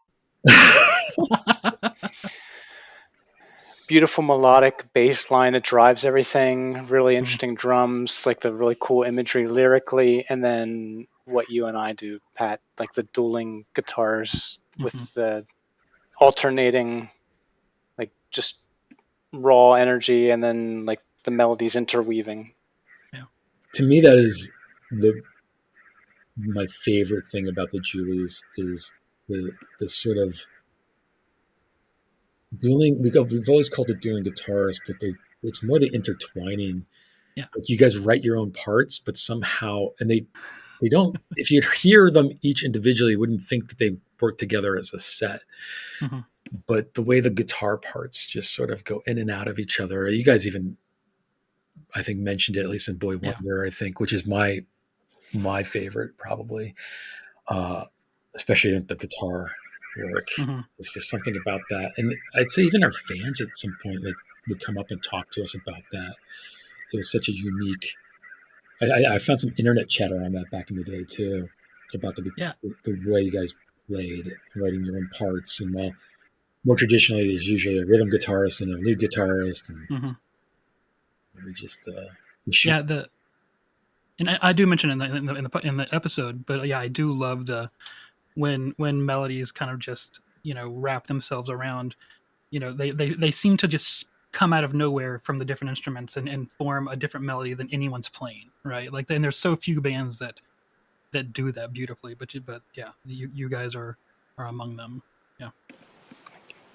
We even have on this one, on Love Scene 17, dueling vocals on the chorus. Yeah. As you guys noted. Yes. Which may more accurately be maybe referred to as vocal soup, but I think that's fine. Yeah, they do crisscross a bit. It was an idea John had, and he used to come up with these backing vocal ideas. He used to take a line of mine and then maybe repurpose it or find a twist on it and sing it. And then in the studio, Bill was like, "Let's feature both." And then it got remixed by, not remixed, but like Alex Parker had another. I take a shot at the mix. Was Dave Barbie from the band Sugar, Bob Mould's band after History 2. And we used 3 of his mixes on the record, and that was one of them. And I think he took Bill's initiative.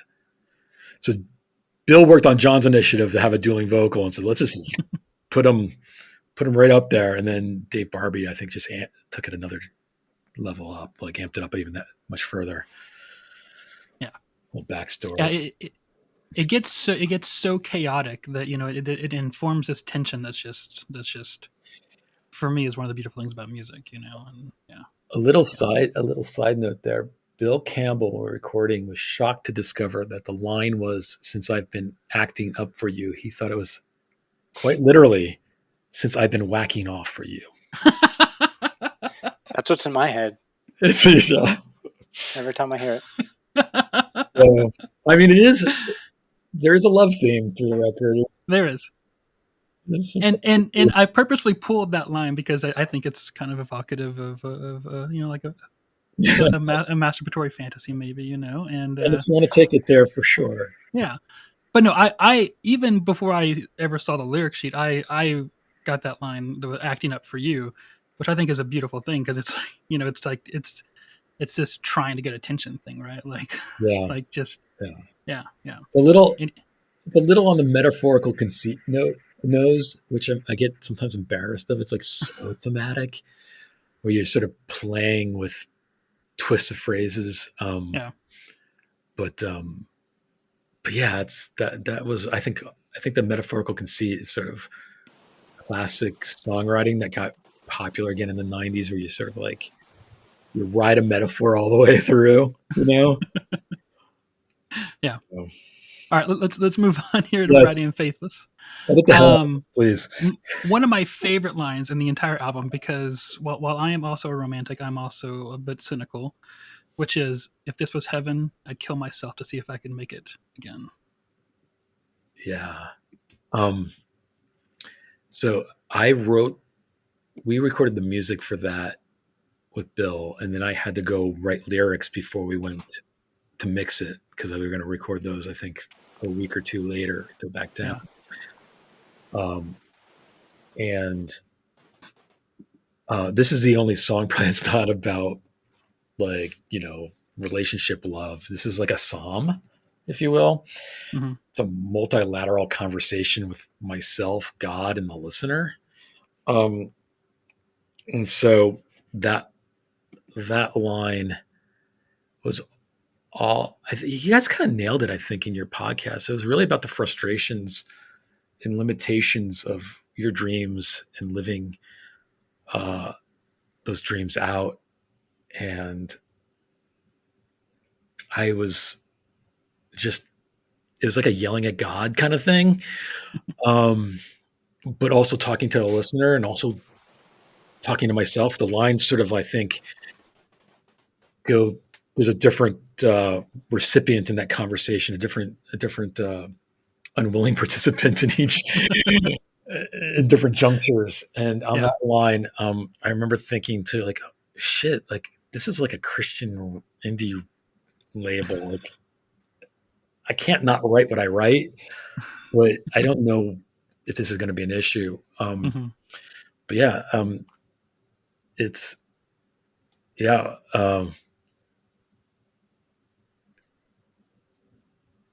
It's not so much about the suicidal thoughts that I think a lot of people have, especially in their late teens and early 20s when I wrote this, but acknowledging that you've had to have had them probably to write a line like that. At least a quick dalliance. But it is really like, if I can't live out my dream, if I can't live life, where am I? If I can't live it to some degree of satisfaction to myself, where am I? Again, it's a self-absorption. I mean, I'm still the record is full of self-absorption, and I think it's not. There's a wink and a nod at it too, right? Like, it's not unbeknownst to me in writing that I'm struggling with self-absorption, and that line goes right for the self-absorption jugular, I think, to some degree. Yes. And if I'm being totally honest, and this is a weird admission, there have been times where I've been in John Bate and I in the car going to and from shows. I had literally told him, and I think I was serious about this, if I can't be in a band, I'd rather be dead. If I can't be in a band, and this was like, I didn't know anything else at that time. And this was like an acknowledgement of the ridiculousness of that, but the reality of that for me. Yeah. And I took it to some sort of poetic place, I guess, to some degree. I don't know if I'm really answering the question totally. That's great. Yeah. Yeah. That's where my head was. And boy, I'm going. And that's, as I said, I'm not looking for interpretations. I'm more looking for thoughts behind the thoughts, right? Yeah. I guess you're getting a little bit of both, but yeah, the songs then, they're meant for you. They're not meant to be taken literally. They're meant to give a feeling. They're written. The lyrics are written to be interpreted for your own emotional needs, very intentionally. And you're supposed to walk away with a feeling that is true. But what you can do with the words is sort of take that and lay them over your own life and find the meaning to them, which is what I did with my favorite songs and lyricists. So that was what I was shooting for. And this happens in the song. The song gets, the guitars and everything, and music gets really loud at times, and right as this line comes up, it kind of almost drowns out, swallows up the lyrics, the vocals, and it's maybe the moment you realize in the song where this song's gonna fall apart, like it's it's going crazy, right? And so kudos on all you guys for taking those chances and that's those guys putting something wild out there. Yeah. That is as sacrilegious as that may sound. You guys did not get pulled off the Christian bookstore shelves, but there were bands that did get pulled off Christian bookstore shelves for. Who did we talk about? Oh, Sometimes Sunday got pulled off the shelf for saying the word shit in the ass in a hidden track. What? Yeah. That's right. Yes. Did they pull the cassette too? That's a good question. I don't know. Yeah. I didn't really understand that world. I think when we started getting fan mail, that's when where all questions came about meanings, etc. And where I truly fathomed, the expectations of the listener in that world. I mean, we were really mercenary about it, and just wanting to get a release out. And we played with cool bands. Like we thought Starflyer was awesome. Playing with them, Still do. We still do. Yeah. And some of the bands like Morello's Forest, boy, I was pen pals with them for years. A couple of them, just you share these sensibilities, and I was like, it didn't feel wrong to be associated in that scene. We didn't see ourselves staying there, but yeah, didn't understand the real Christian bookshelf right. lifespan and the trials and travails it took to get through to stay on the shelf. Yeah.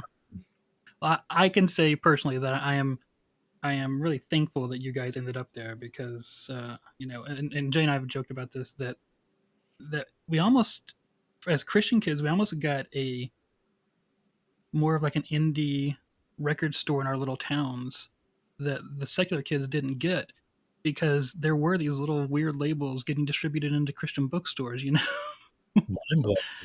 Yeah. And I am extremely thankful that you guys ended up there and that you guys that you guys wrote this album, and that, I mean, it's probably the first album that I ever heard that was willing to lose control, that was willing to just be raw and emotional, it changed me, and it's in no small way responsible for my continued love of music to this day. So Yeah, thank you so much. yeah, Very thank you. kind. That's amazing. That's Yeah, it sure is. What you can ask for when you Yep. when you make music is one or two people to come out feeling like that. I mean, that's a lot of people that are much more talented than us never got that chance. Yeah. And as you know now, the willing to let things almost fall apart or get loose. We didn't know any other way. So. Yeah. Yeah. But we have a couple more questions for you. If you want, how did Love Life get re-released? Like, what was the process of that? Well, Bill Spry, who is Lost in Ohio Records, had reached out an email to me a few years ago and asked about that. I'm like, sure, that's cool. And then he followed up again, and I never wrote back. I just was like, it felt kind of pointless, if flattering. And I let it hang. And then again, like a year or two later, he reached out again.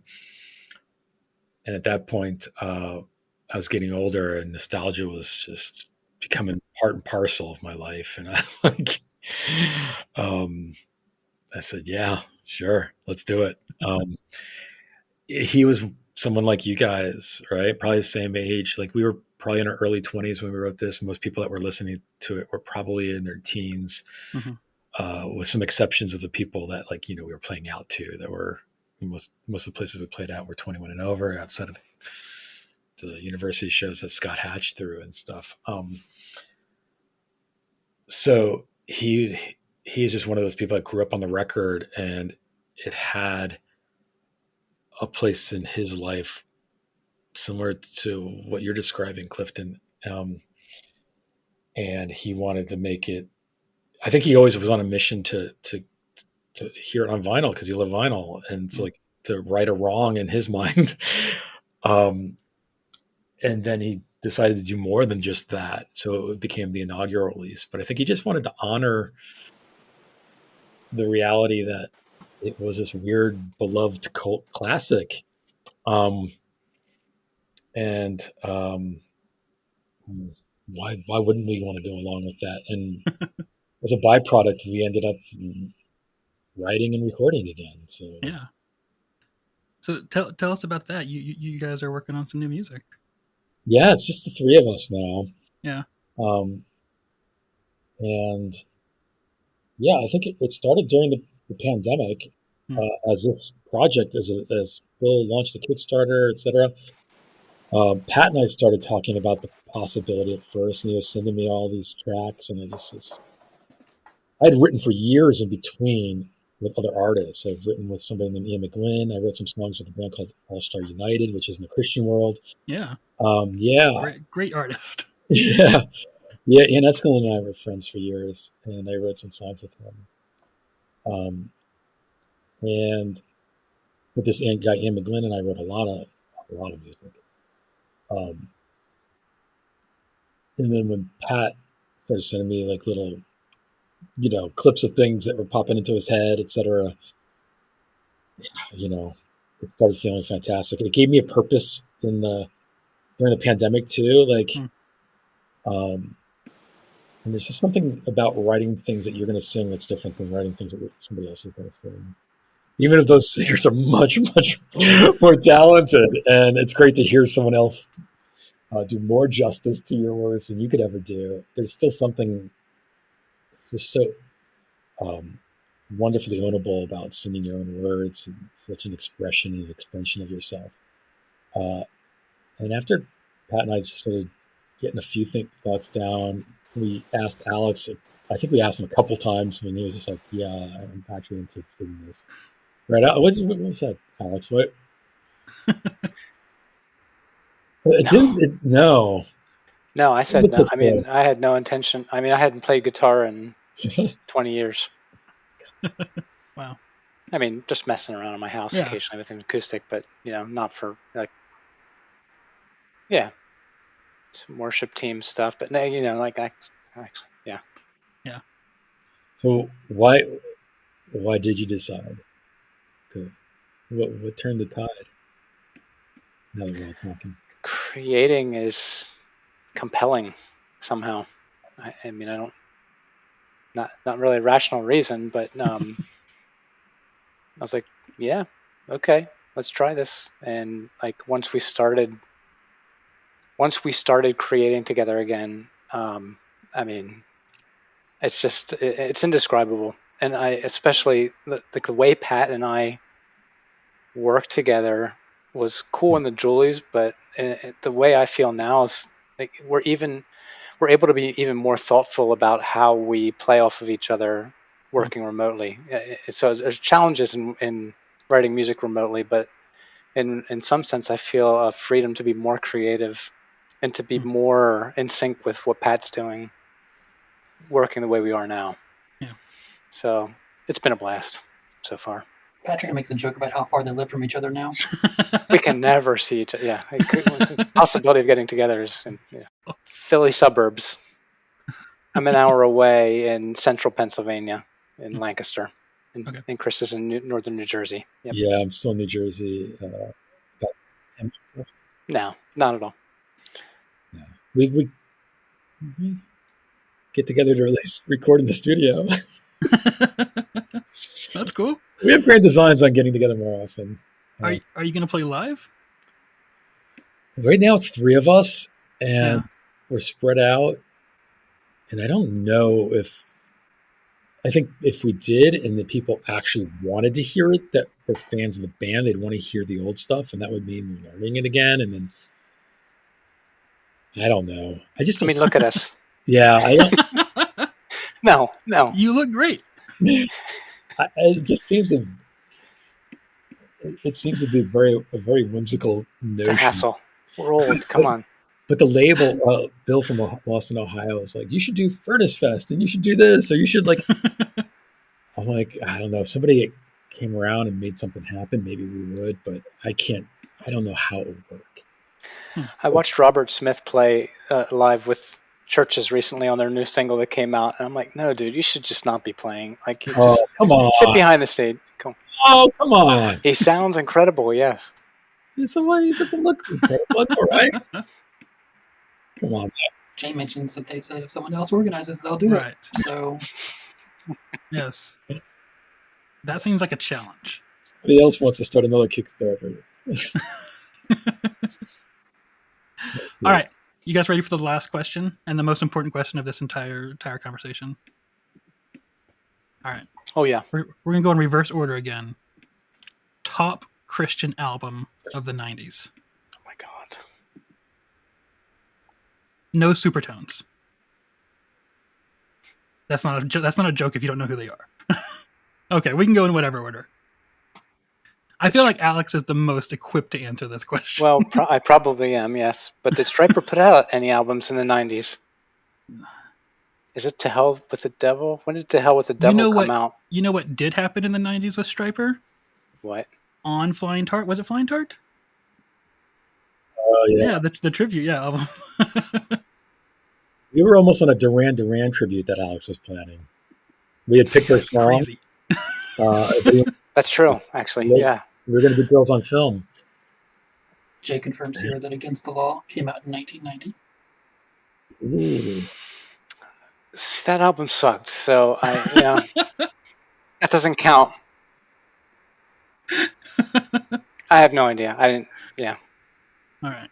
Oh man, I'll go first then. I would either Okay. say Gold by Starflyer or Fashion Focus by Starflyer. Starflyer doesn't count. That doesn't Starflyer count. absolutely Oh, counts. well, every Starflyer album then. That's the answer. That's easy. Yeah. Okay. Yeah. There's a- The fashion focus is my Those favorite Gold Starflyer. and Fashion Focus are probably my two favorite '90s Christian indie rock records. Yeah.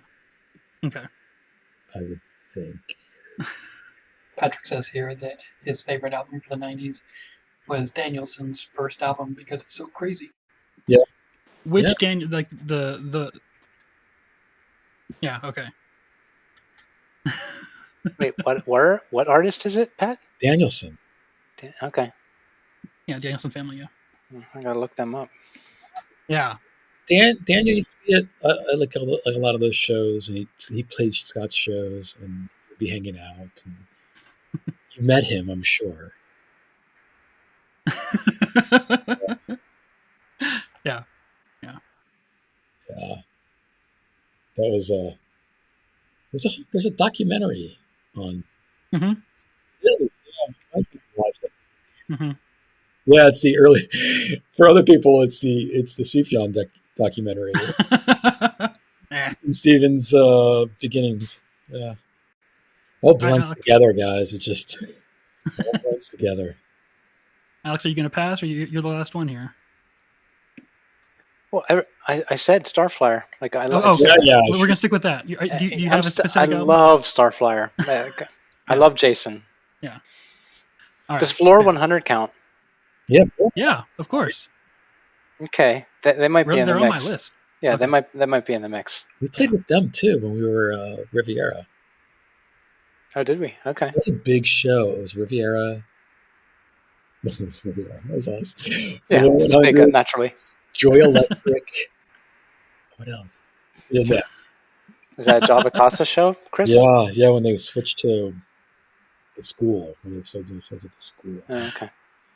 I don't know. Oh, yeah, I remember that. There's like a lot of bands. Yeah. A lot of bands. Yeah. All right. Well, thank you very much, guys. Yeah,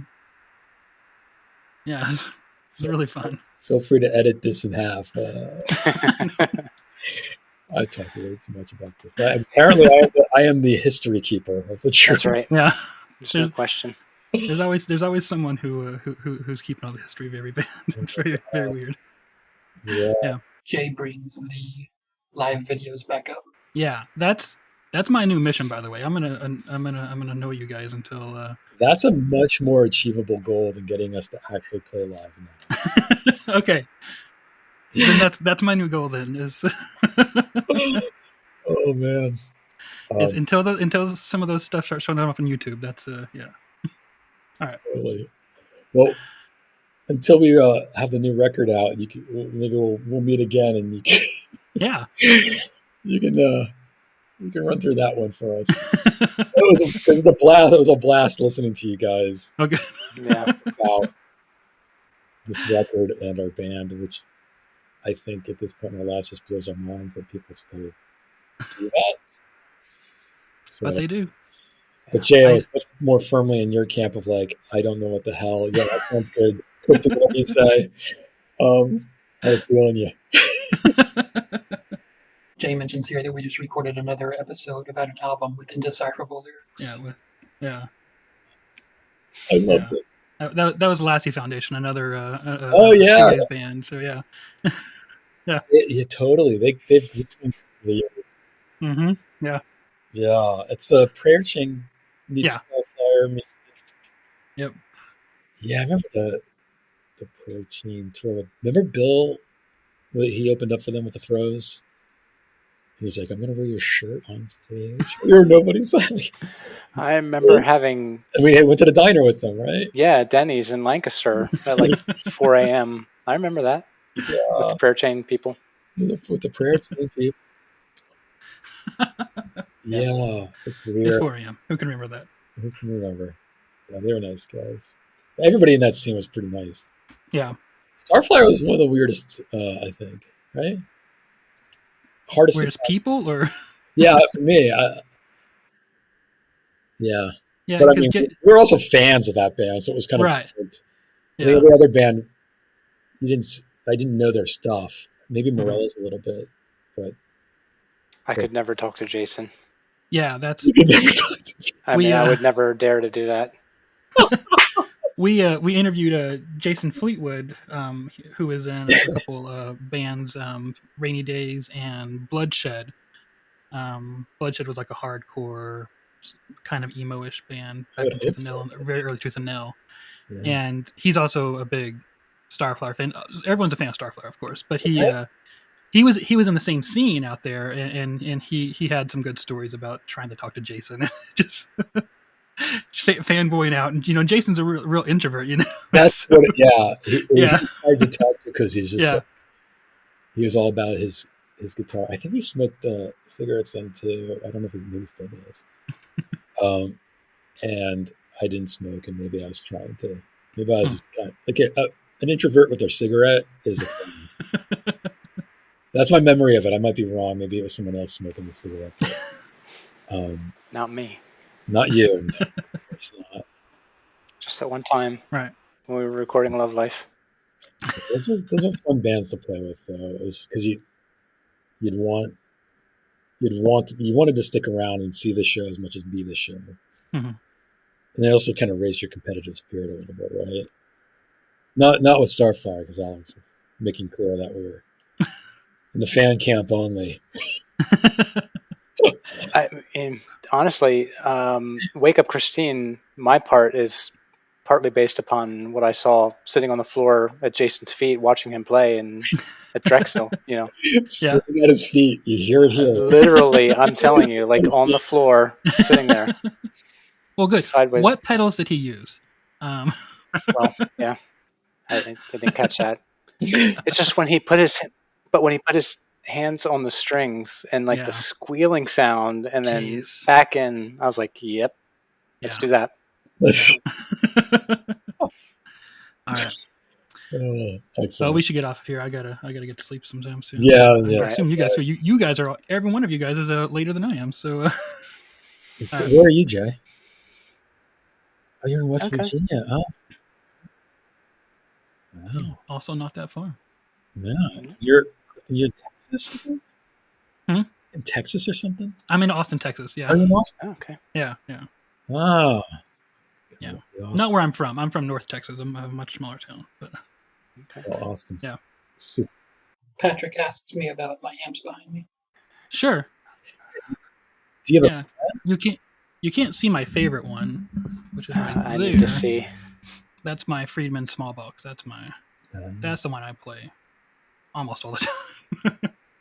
It's kind of a high headroom, plexi kind of sound, and then has another channel that's more another gain stage on it, so more heavy. But yeah, that's a gorgeous amp, man. Do you have recorded music out there? Or? Not, I mean, yes, but it's embarrassing. So I mean, like, I do it for me to get the songs out of my head. Do you have it on Bandcamp or something? Or? Yeah. Oh, there's guys. Yeah, obviously. Not on. Yeah, when can you come on our podcast? What do you go by? I'll send it to you. Jay's laughing. I'm not gonna. Oh, yeah. Yeah, getting there. I'm not. Pretty. This is my fun. This is my fun. 16 guitars there, but yes. Jazzmaster, Jaguar, Telly. Yes. Mm-hmm. That's correct. And I have a lot more over here. What the? Oh my God. You don't have kids, do you? Nope. Yeah. The joys of being childless. That is fantastic. Yeah. I'm getting jealous. Let's end this podcast. Come on, tell us your nom de plume. I'll email it to you later.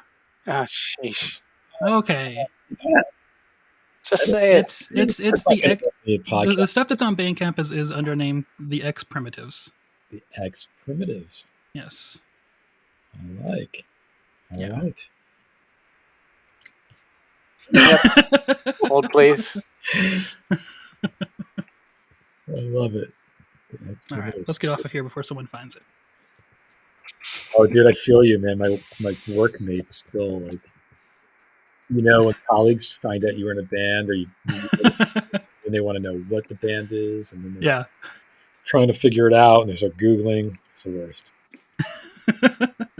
Yeah. What's your favorite EP, Clifton, of your own stuff? Whatever. Elbows and Knees and Bruised Teeth, Keeping Up Appearances, or no art to this EP? Probably no art to this. Okay. Yes. All right. Thank you. Thank you, guys. Thank you so much. All right. Thank you very much. This is a lot of fun. Yeah. Y'all have a good evening.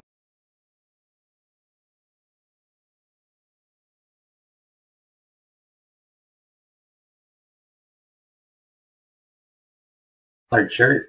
Ooh. I just took my collared shirt off. I thought I'd like to fit in. I had no idea collared shirts were going to be the norm for some of you. I took mine off. I refused to wear that after I get home from work. Exactly. I take mine off, but there's nothing on underneath. Please don't. I also replaced mine. I had a rare day of having to wear a collared shirt. So I had to go in the office today, which is an increasing rarity. That's nice. Yeah, it's a nice office actually. It's in Chelsea in Manhattan. So, oh wow. Yeah, it's a lovely location. Hey Clifton, are we recording?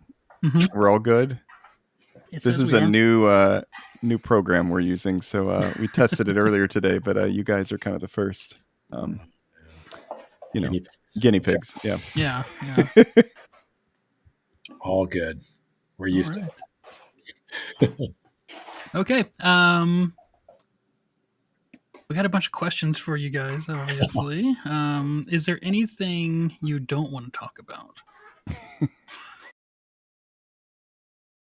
Let's do an official start to this thing. Oh, and do we need to count off, Clifton, with that, just in case?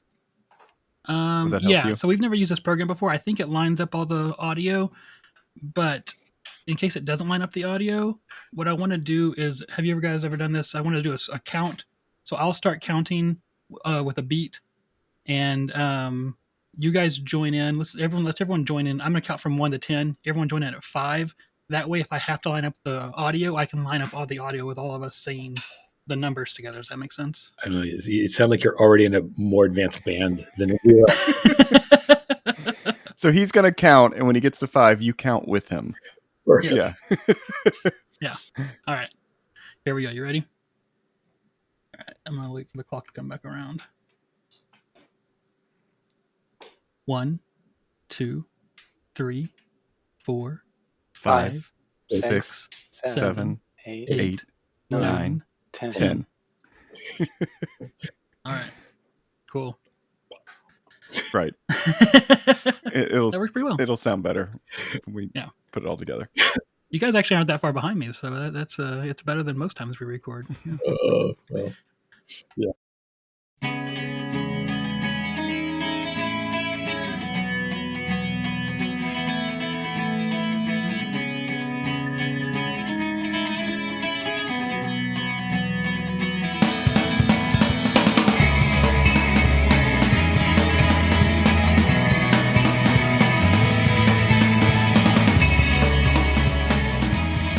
So Clifton, what are we doing next time? we're still trying to get everything scheduled. Hopefully we're going to be joined by a special guest to go through the album Upstairs Overlooking. Is that the first one? That's the first one. All right, Upstairs Overlooking by Joe Christmas. Yep, 1995. All right. Yeah, speaking of all these Flying Tart bands, another Flying Tart adjacent band. Yeah, Yep, exactly. cool.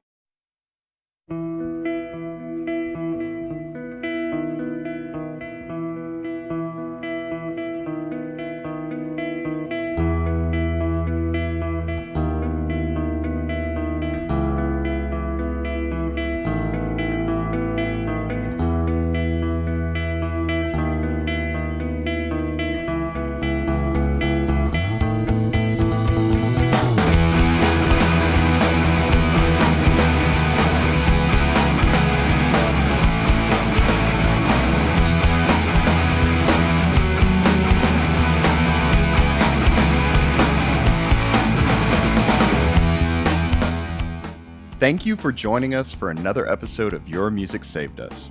If you enjoyed your time with us, please leave us a review or share this episode. Visit patreon.com/YMSU to contribute and get extended episodes. Visit our website, yourmusicsavedus.com, to find out all the ways to listen. We're on Twitter, Instagram, YouTube, and Facebook. Join our Facebook group or follow us to keep up with the latest and interact with us. And send complaints and disagreements to yourmusicsavedus@gmail.com. The music in this episode is the work of the Julies and is used with apologies, not permission.